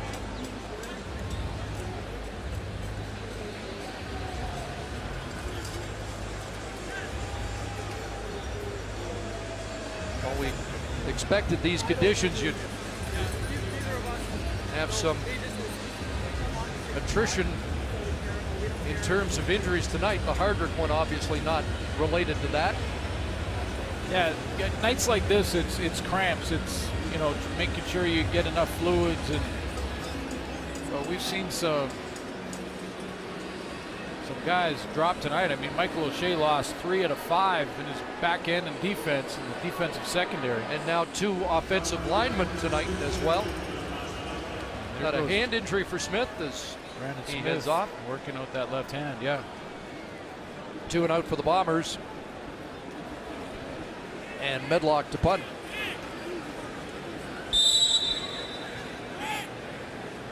.13-point Calgary lead after that 59-yard single by Medlock. Finch, 37-yard line. Flag down as Finch got outside and skips to close to midfield. Took a big hit by Tony Burnett at the end of it. Flag down back at where he fielded the ball. We'll sort that out when we come back. Only by Mitchell, over 200 yards on the night, and touchdown streak continues. Yeah, spreading around, 20 of 28, 207 yards and a couple of touchdowns. So he has now registered a touchdown throw in 19 consecutive games. And this is a pretty impressive list. Hits number 19, now chasing Doug Flutie and Anthony Calvillo at 21. But you're right, impressive list of names. Consecutive games with a touchdown, at least one touchdown throw, and tonight Bo Levi Mitchell has 2. Great feature on Bo in our pregame show. If you didn't see it, check it out online. As the high school star at Katy, Texas. After the no yards penalty, the Stamp start near midfield, and there is Wilson with another catch. And another tackle for Ian Wild. Ask Bo Levi Mitchell about that addition with Greg Wilson playing for Joe West on the 6-game injured list, and he, big smile on his face, and couldn't say enough good things about Greg Wilson. I said, okay, well, what's his deal? I mean, is he a speed guy? He goes, he's a route runner. He'll get in behind you if you come up and press him. He's really got the whole thing. He's got the whole package. Yeah, Dave Dickinson said he's fast. He's not Chris Williams or Brandon Banks fast, but he's fast. That's a new level of fast. 2nd and 4, wide side, Parker loose, and there's C.J. Roberts to toss him down. But if you, Chris, have fast with route running combined, now you've got something. And you know, he reminded me too. He said, you know, it'll still take some time. As excited as I am about getting the ball to Greg Wilson, it's going to take some time. And he reminded me that last year, when Eric Rogers first started, he said it was about 5 games in where we really started to get some chemistry, and I started hitting Eric Rogers on the things that he did well. Now he's got to work that out with Wilson, and then we'll see when West comes back. Yeah, 1,445 yards later to malfunction there, and they're going to charge Westerman with piling on after Mitchell got on the football, and not a smart play by Westerman, who took a free shot he didn't have to take. Yeah, and that's exactly what it was. It was, and this has been discussed in the rules committee meeting. I know Michael O'Shea has been in those meetings, that if a player is down and defenseless and you can just touch him down by contact, that's what you have to do. You can't go and take a free shot on a player that's down. So instead of a loss of 4 or 5 yards, it's... Now, Westerman will argue, Chris, that he didn't know if Bo was going to get up and try and run with the ball after the fumble because it sat there for a second. But it didn't look like he was making an attempt to get up, and I know there's a lot of people that don't like that kind of call when it comes to football because that's where we're playing. But there was a little bit of a forearm there too. So major foul. That is a call that will be roughness. Made. Winnipeg, number 55. 15-yard penalty, automatic first down.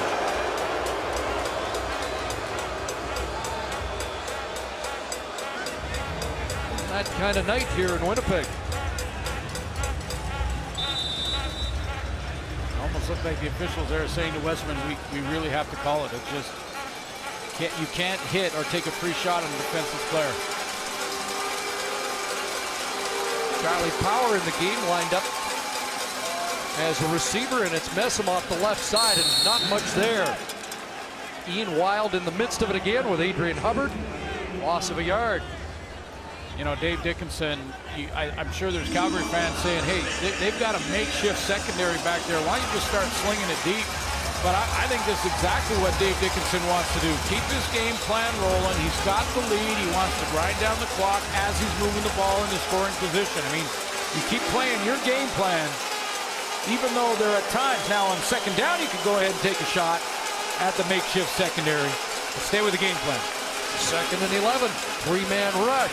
Time for Mitchell. Throwing, and it's picked off. Intercepted there by Kevin Fogg, who dropped one earlier, but comes up with this one to stop a Calgary drive.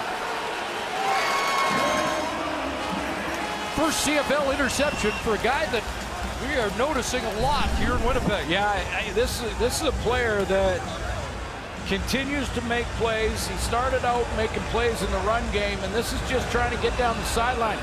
Bo Levi Mitchell thought that Fogg had gone with that seam route into the middle of the field and didn't think he was going to be able to redirect and come back downhill on this one, and he does. Makes a nice play. And they must have ruled that Campo's leg touched down on Fogg, and that's why he was not allowed to advance the ball. Winnipeg gets it at their 7. Willie has a little time, but now on the move, and dumps it down, and a first down for Andrew Harris. Gives Winnipeg a little breathing room after the turnover. Does give him some breathing room. Let's go back to this is the seam route right here, and Fogg is in the deep middle with this one going down the sideline. Bo thought that Fogg was taking that deep middle post receiver right there.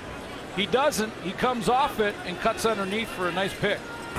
Turnovers even at 2 apiece. Calgary has 13 points off turnovers tonight. That's the difference in the game. Short yardage for Harris. Minter there to stuff it. And Drew Willie looks at his call list for another 2nd and long play.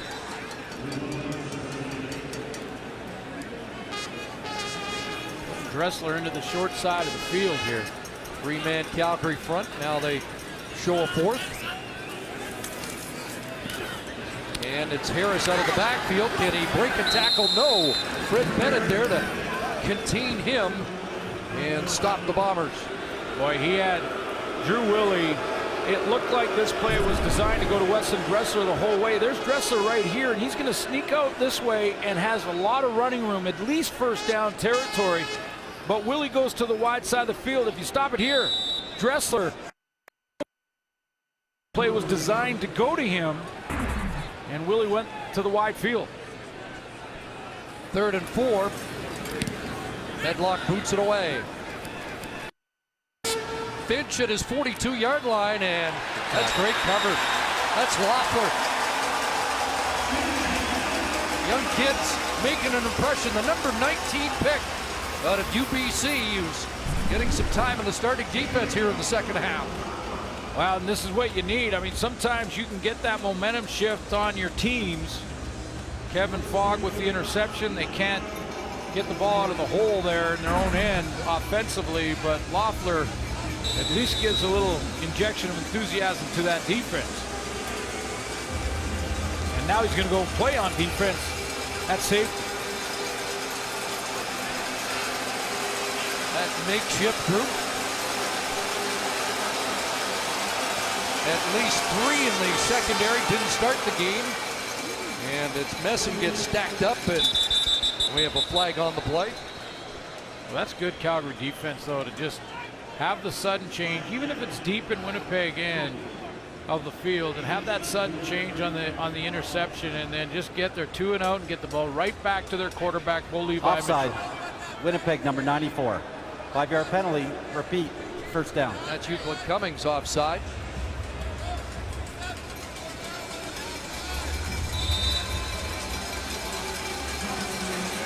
So 1st and 5 as we tick down to the end of this 3rd quarter.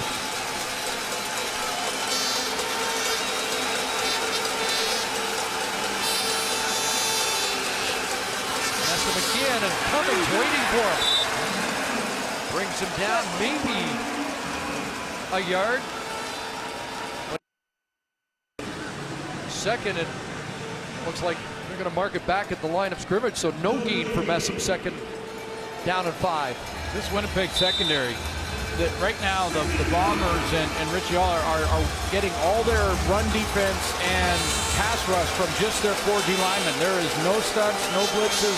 The linebackers are dropping off, including Mo Leggett, to help the young secondary. Should be the final play, third quarter. Now wild sent. Mitchell gets it away. Parker brings it down and has a Calgary first down at midfield on the final play of the third quarter.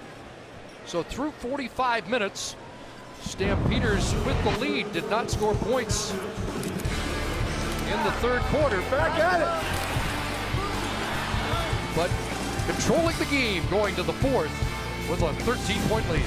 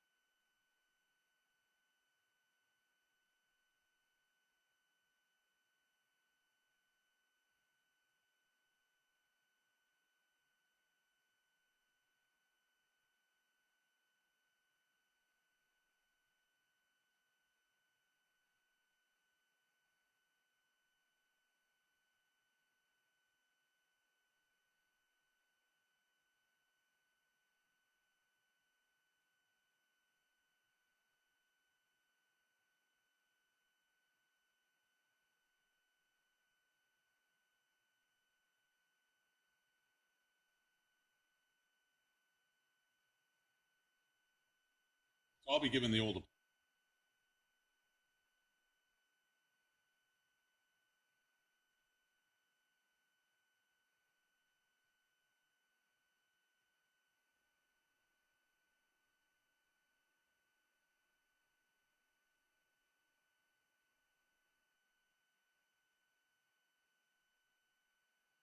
Field goal range.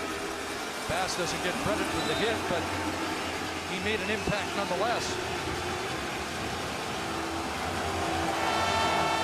To apologize for the audio difficulties. I think the audio man went into shock when we attempted to do push-ups on the air.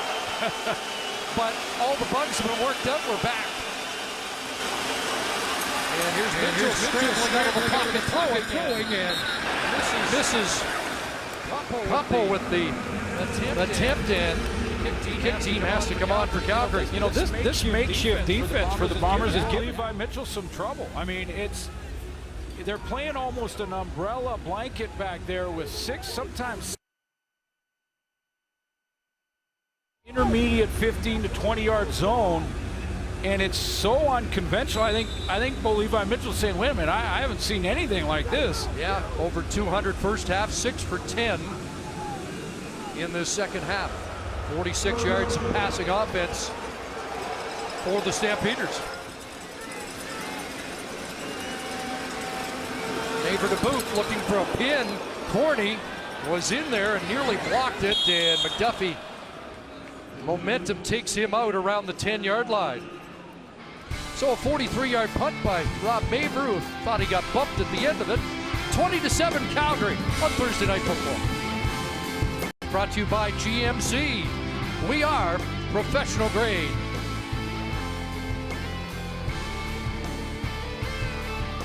Back in Winnipeg, Bombers still in search of their first home win. Calgary looking for its first road win, and this the first of 5 straight games against Western opponents.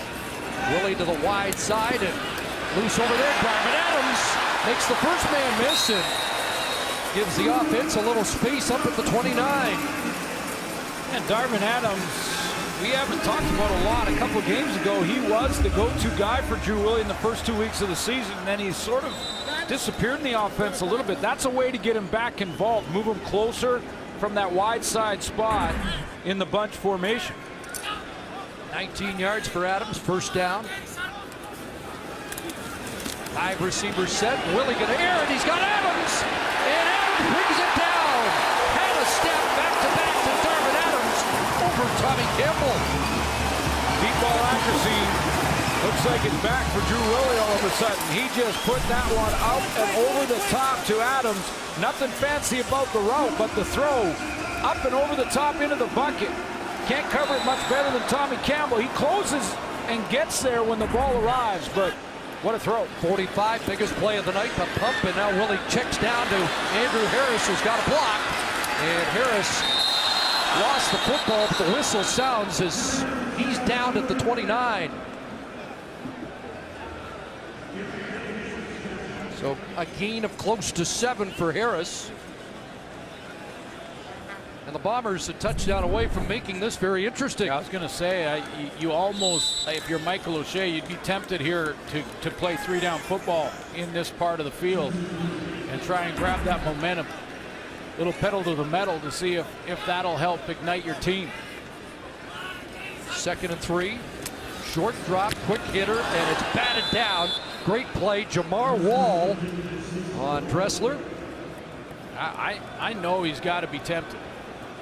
I mean, he needs to do something to get his team going and excited. 11 and a half to go. I take the 3 and get to 10. I hear you. Conventional wisdom. Conventional wisdom says always to kick the field goal here, but now he's going to challenge.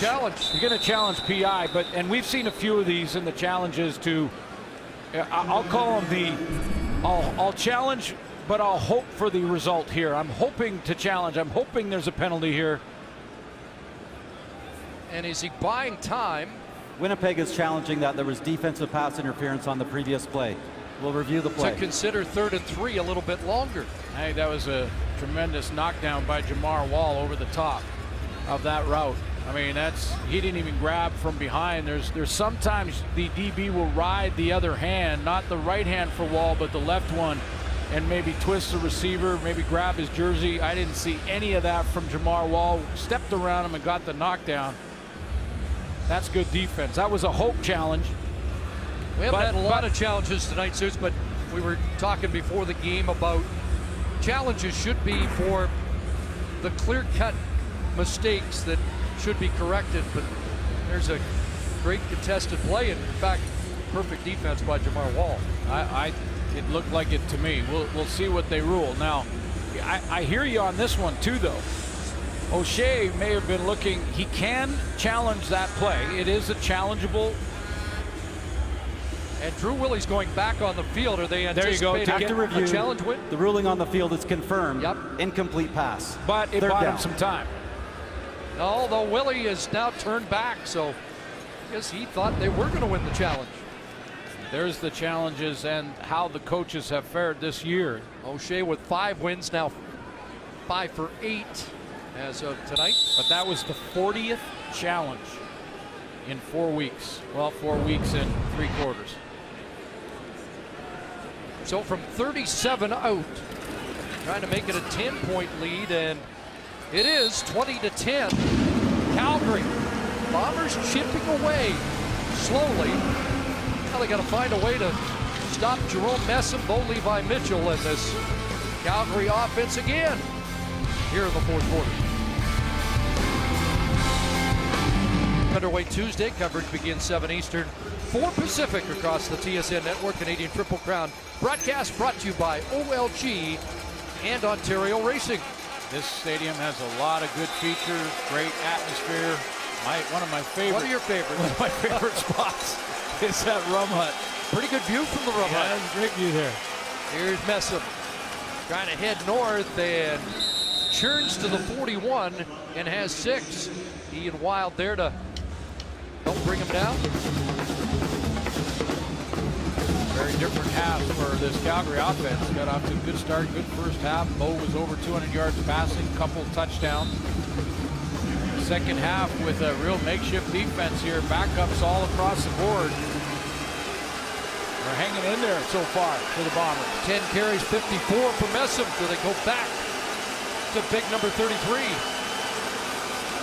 Fake it to Messam and take a shot for Wilson, and he is a stride too long with that delivery to the speedster on the go route. Oh, you knew. Third 2 and out of the half for Calgary. Sorry, Chris. You knew they were going to test Derek Jones. He's playing the short side corner. That's usually where teams will put their best corner now. This is a backup who started when the first injury happened for the Bombers on the wide side, and he's in pretty good position. He made that a very difficult throw for Bo Levi Mitchell to get it to him.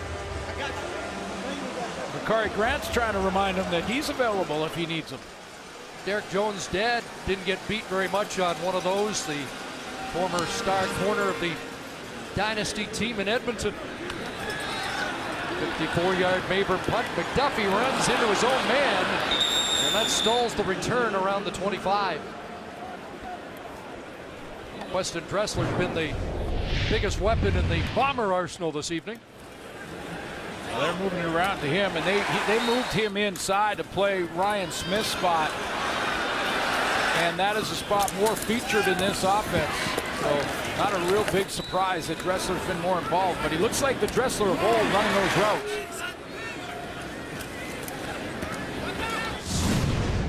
And tonight, over 8,000 yards, 41st player in CFL history to do that.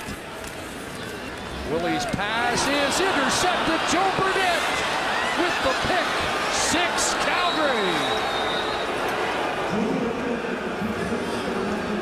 33-yard return for Burnett. Replacing Keon Raymond, who used to make that a habit, and now Burnett gets to the end zone with an interception. Didn't see the target, but Drew Willie stared down Jace Davis.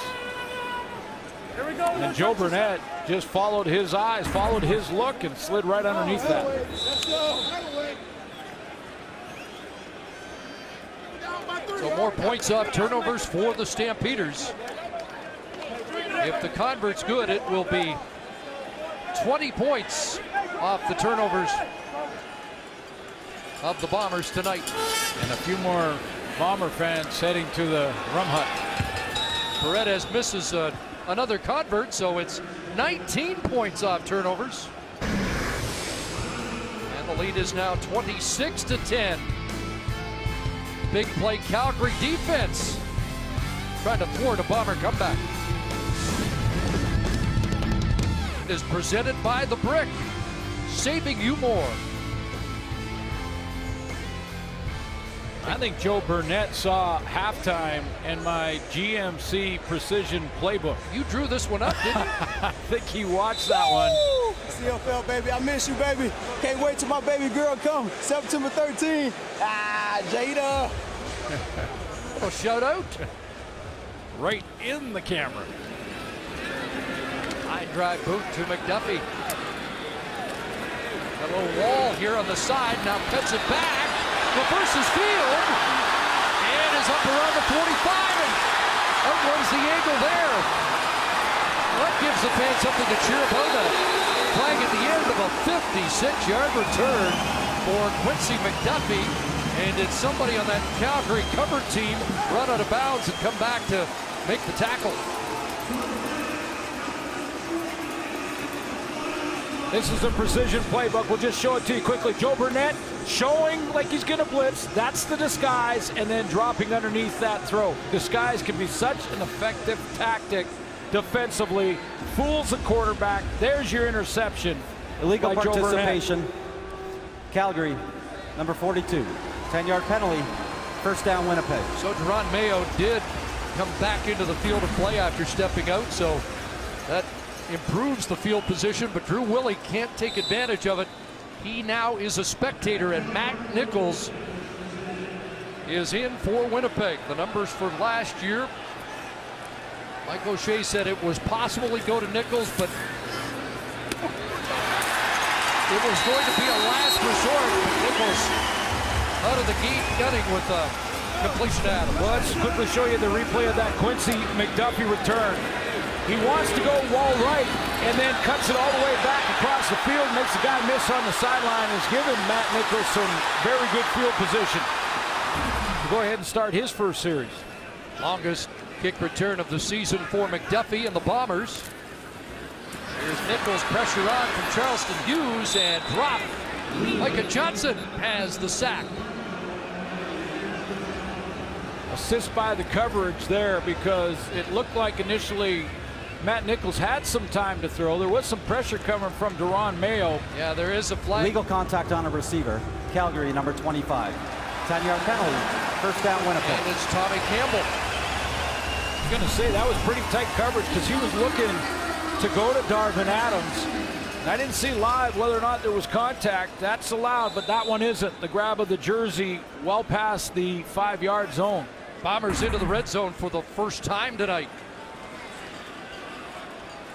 They were actually 3 for 4 against Calgary with that fourth quarter rally on Canada Day. Nichols, and he just throws that into the ground because Andrew Harris was being spied by Micah Johnson. Yeah, and Andrew Harris was going to take a mega hit if he threw it to him. And there's the numbers for Drew Willie.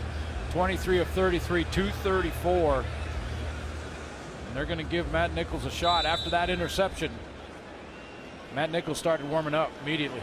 Previous series, a 45-yarder to Adams, and looked like things were starting to happen for Willie and the Bomber offense, but now it's Nichols trying to convert on 2nd and 10. Throws that, Dressler's got it, and Dressler touchdown!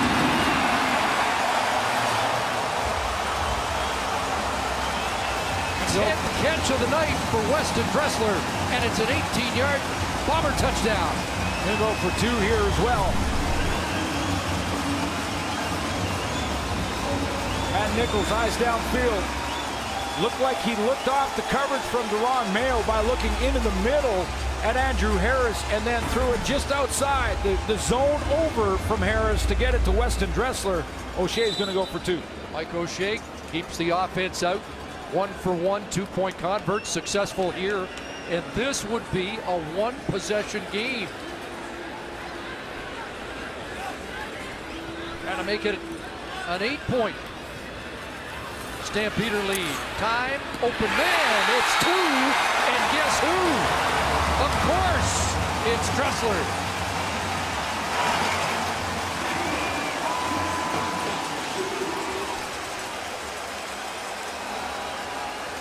A quick response from Matt Nichols after the pick 6 by Joe Burnett. Take a look at the touchdown first, and Andrew Harris comes out of the backfield here. He's going to be an inside curl, and then on the outside of that is Weston Dressler. Matt Nichols does a nice job of looking and staring down Harris, and then on the bang route with Dressler going back out to the numbers, he picks it up. Deron Mayo can't redirect. Let's take a look at Matt Nichols stare down the middle of the field here on this little curl here from Andrew Harris. He's looking right down the middle of the hash, and then he throws it outside. Deron Mayo can't react in time. Here's your 2-point convert, right back to number 7. 11 catches, 111 yards, and 1 touchdown for Weston Dressler. 26 career 100-yard game. And very quietly, the Winnipeg Blue Bombers are going to make this a finish. Harrison now on the return. And Torrey Harrison tripped up around the 30. Falls forward to the 33-yard line. And a little urgency now for Bo Levi Mitchell and the Calgary offense. Well, whether they come back and win this or not, you know what the call-in shows are going to be full of now just from that one set of plays from Nat Nicholas.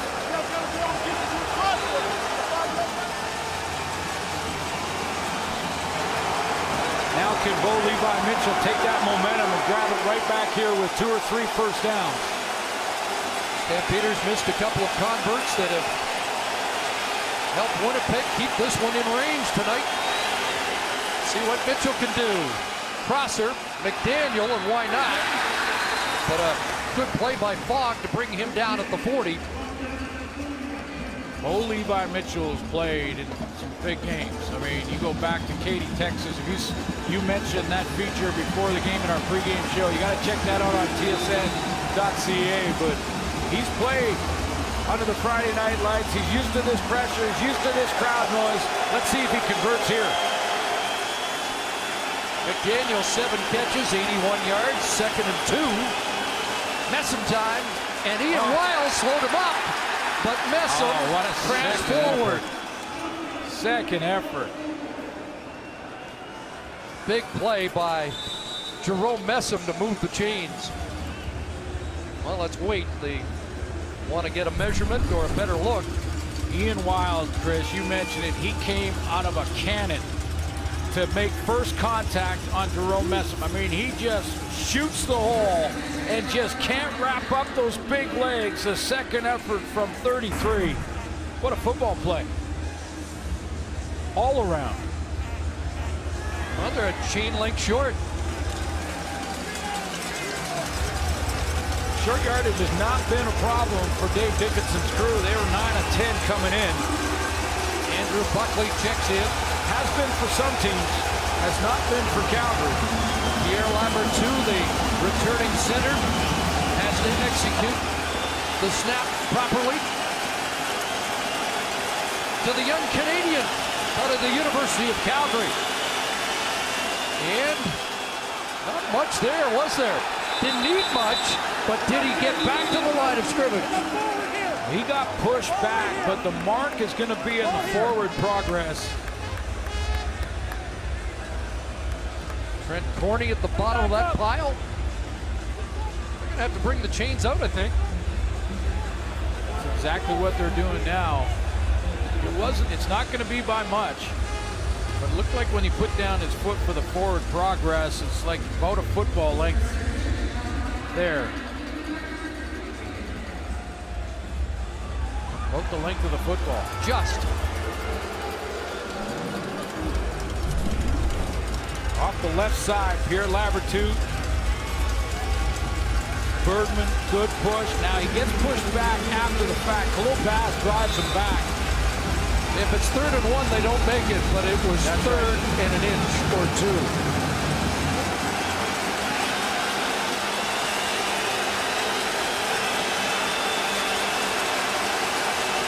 Just enough.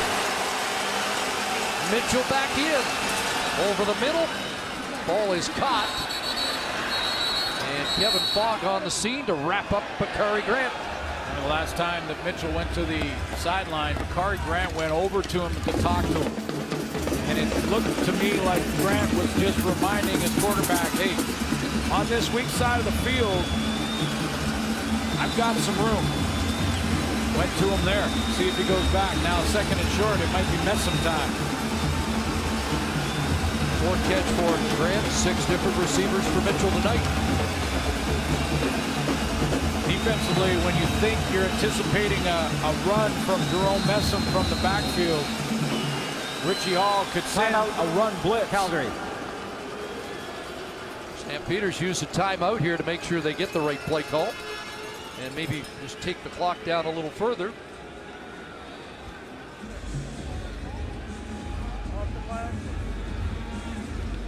They have the Wrong complement of players out there.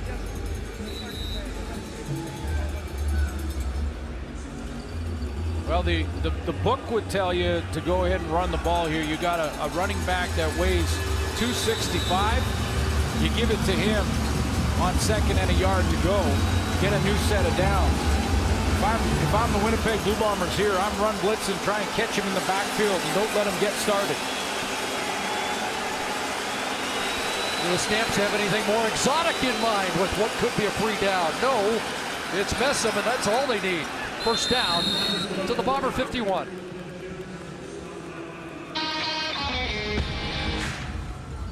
Those tough on the field deserve a truck that's tough on the road.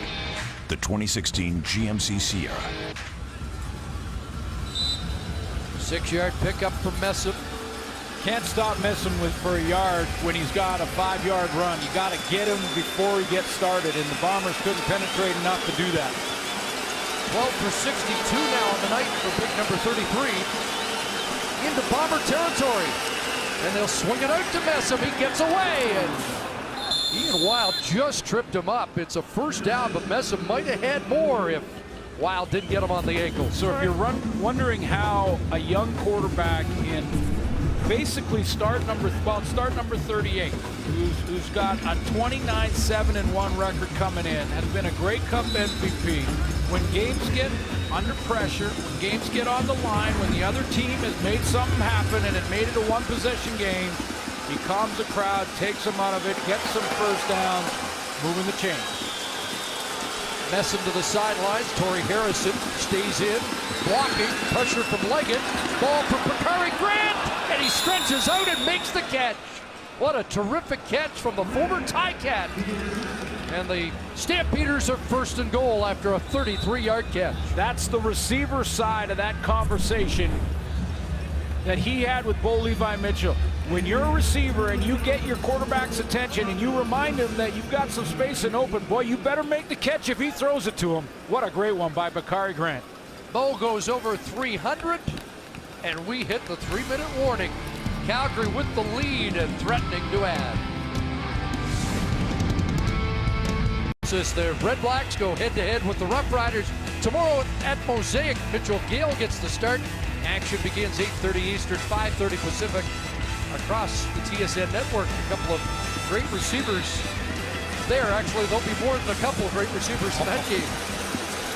How about this drive by the Stampeders? Looking for the dagger now.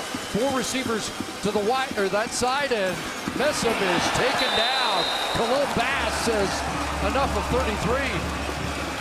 Big hit, but it may be too little too late. I mean, this is now the 9th play of the drive. I mean, this is a big hit by Khalil Bass. I won't take anything away from it. He's right behind the goalpost. There's Jerome Messam. They will meet. He's got 6 tackles on the night, so he's doing his thing, but too little too late. They needed to take advantage of this momentum way back right after the Winnipeg Blue Bombers score. Taking over 5 minutes off the clock. Second and goal. Mitchell short drop into the end zone. Charbonneau Campo's got it. Touchdown, Calgary. Yeah, I got it. 5-yard touchdown strike. And Mike O'Shea's reaction. Bo knows winning. This is how you do it. 10 plays, 75 yards, right after Winnipeg had the crowd back in it, made it a one-possession game, had a ton of momentum, and he just marches it down the field methodically. That's why Bo Levi Mitchell's got the record he's got. Strong hands from Charbonneau Campo, who scores touchdowns now in both games against Winnipeg. Paredes adds the convert. Rob Cote in a little bit of a pushing match after the play with Westerman.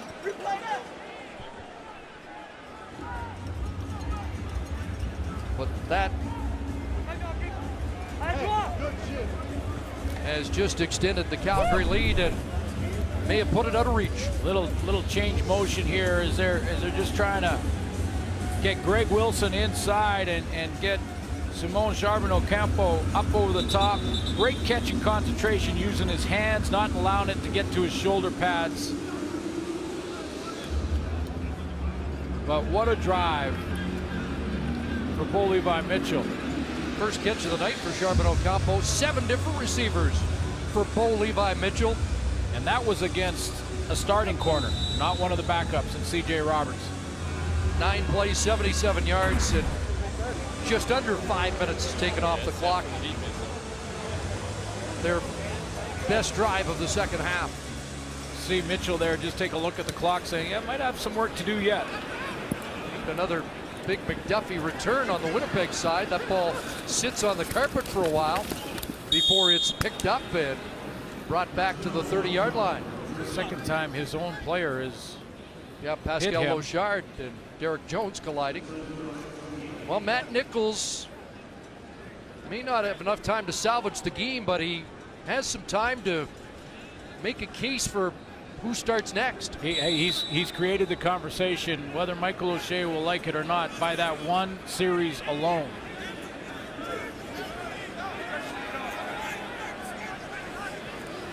Six receivers. He knows who the preferred target on the night is. Weston Dressler having a huge game, 12 catches now. He's working the short side of the field where Dressler and Darvin Adams have played together most of the night. Darvin Adams, a few catches in the second half. They need more explosive plays than that. Nichols. Good catch. Pollard's got his first catch of the night. That's a tough one. Not having the ball in your hands for that long and then catching that one way behind you with your momentum taking you in. That's a nice catch by Rory Pollard. Now Micah Johnson is slow to get up. He's going to need some attention, and a guy with a history of knee problems, you hope that's not the case. Can remind you that this running of the gauntlet of the Bombers' early season schedule continues next Thursday in Edmonton.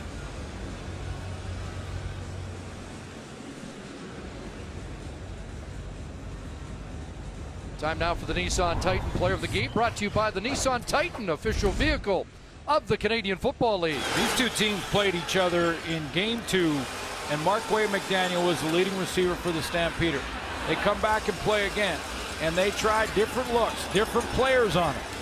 And here at Investors Group Field, it was Marquay McDaniel again beating up on this Bomber secondary. Had a touchdown catch. Big game again against the Winnipeg Blue Bombers, and is our player of the game. Mentioned the Calgary now playing their first of 5 in a row against the West. Marquay McDaniel was talking about it yesterday, that they've got to create some separation in the standings in this next 5 games. BC next week. Well, it's fun when you win, isn't it? There's Marquay McDaniel talking to Anthony Park saying, you know, this scar right here that was on my touchdown right there. That's like Quentin Brody in the Jaws epic. Oh, look out. Jagarrett Davis gets home. That's his second sack of the night. And once again, the guy playing on the opposite side of Charleston Hughes continues to rack up sacks for Calgary.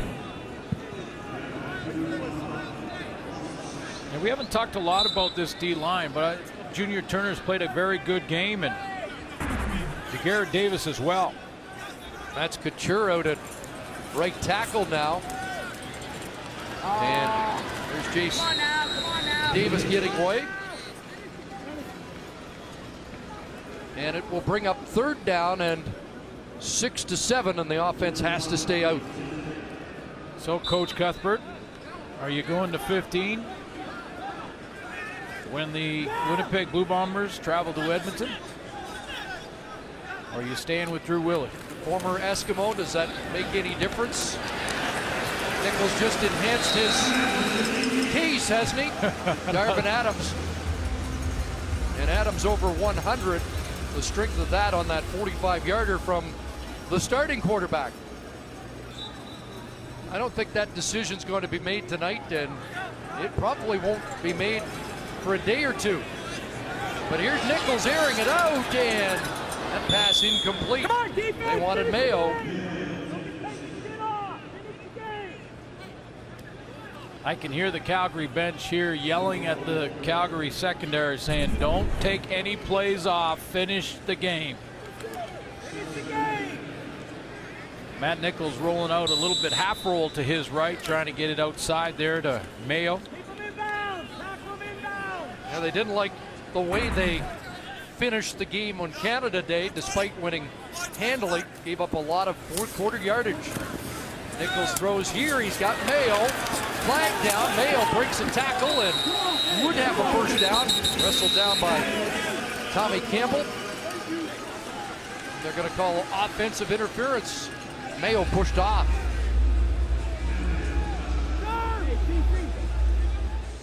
Legal contact on a receiver. Calgary, number 28. No. That penalty's declined. First down, Winnipeg. They're calling Brandon Smith, so the grab by Mayo stands. Brandon Smith's right here. That yard line right there is where he can no longer jam. After that, he can't jam. The 50 there. He was beyond that. Now Nichols goes deep, looking into the end zone, and Adams can't make the catch. Good battle there. Adams looking for a flag as he got matched up again against Tommy Campbell in what's been a good battle tonight. Straight go route, and I think Adams thought that there was a little bit of grab of the wrist as the ball was arriving. This time Tommy Campbell plays off him. He's been playing a lot of press all game long, right up in his face, but not this time. And I'd say you let that, I mean, that's two players competing. You're going to see a challenge from Michael O'Shea here. Now, in situations like this, and we've had a few this year, illegal contact past 5 yards is when Winnipeg is challenging defensive pass interference on the previous play. We'll review the play. Is when the defensive back impedes the receiver, jams him, tackles him, grabs him, is illegal contact. They should be and will be allowing incidental contact. Now, having said that, or hand fighting down the field. Now, having said that, I've seen a couple of these called as pass interference. So we'll see what they rule. But that looks like straight hand fighting, two players trying to play the football. Let them play football there is what my call would be, but I don't make that decision. I mean, you can see Tommy Campbell looking back to the ball basically the entire way. Stride for stride, Adams trying to get a step at the end, but it looked like terrific coverage. Not sure that Campbell minds that there's a little break right now at the end of the game. I think confident After review, the ruling on the field stands. Incomplete pass. Second down. Another bit of a hope challenge there from Michael O'Shea, but again, I think you got to let players play and compete for the football in those kind of scenarios. If it's impeding the receiver, yeah, that's different. Uncanny, the Calgary success here, looking for their 15th win in 16 visits. Nichols throws underneath, Pollard catches it, flag down, and is this roughing the passer that's going to move the chains for Winnipeg? Micah Johnson waving his hands like he's innocent. Major foul, roughing the passer. Calgary, number 93. 15-yard penalty, automatic, first down. First roughing the passer call against Calgary this season. This drive is not the one, Chris, that will get those phone lines hopping when it comes to the quarterback discussion here in Winnipeg. Not this drive. It's the drive that got it to one possession after the Willie interception. First down, Nichols, and a drop from Dressler. He didn't have to jump. No. Well, a blown blemish on what's been a terrific night for number 7. Yeah, he had that one right in his hands. The ball couldn't have been thrown any better, and just had a flag for objectionable conduct. Which way is this going? It's like DeMonte Bolden's pleading his case. I'm not sure whether. Objectionable conduct, Calgary, number 91. It is half the distance to goal, first down. So penalty aided. Dave Dickinson's taking him right off the field. And the Bombers are going to get a chance to score in short kick here. First and goal from the 9. As Dave Dickinson addresses a discipline issue with Bolden. 1st and 9. Nichols pumps a couple of times. Trouble there. Wrapped up and tossed down. Here's Zach Minter. 3rd sack of the night for Calgary. They had 3 the first meeting. And it's the 3rd straight 3-sack game against Winnipeg. Matt Nichols wanted to get to Drew Willie here, or excuse me, to Darvin Adams outside here. Should mention, though, they've got a couple of young guys in that offensive line. For Adams, incomplete, with Jake Evans and Michael Couture on that injury-depleted Winnipeg offensive line. So 3rd down and goal for Nichols and the Bombers to try and stay alive. Get the end zone. Convert and try the onside kick. I'm going to go way out on a limb and guess Weston Dressler is the intended target. And it's not, and it's incomplete. Thomas Mayo instead. It's a turnover on downs. And that will do it. 4 turnovers on the night. And Michael O'Shea does not have a challenge, I don't believe, to challenge whether or not Josh Bell may have interfered here with Mayo. It looked like there was a little more early contact than the other plays.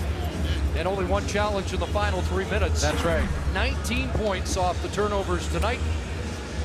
And the Bombers will fall to 1-4, but Calgary will get yet another win for the road team to start week 5. It'll be the road team 13-3-1. And how about their record after a bye week? Almost perfect. And their record here at Investors Group Field, 5-0 and 14 straight after they've had the bye. And it was the drive by Mitchell, 77 yards after Matt Nichols put it in the end zone. In fact, the last time Calgary lost after a bye, it kind of tainted. It was the first game of the year. Their bye really was the first week of the season, so not exactly regrouping. They'll lock it down in victory formation. Rob Cote, part of it, playing in his 150th CFL game tonight. I think we're just scratching the surface too on this Calgary offense. You know, they put together some good drives tonight. The numbers will look pretty good too, but Marquay McDaniel, another big game. But I think we're scratching the surface. There's a lot of room to grow. It's in the books.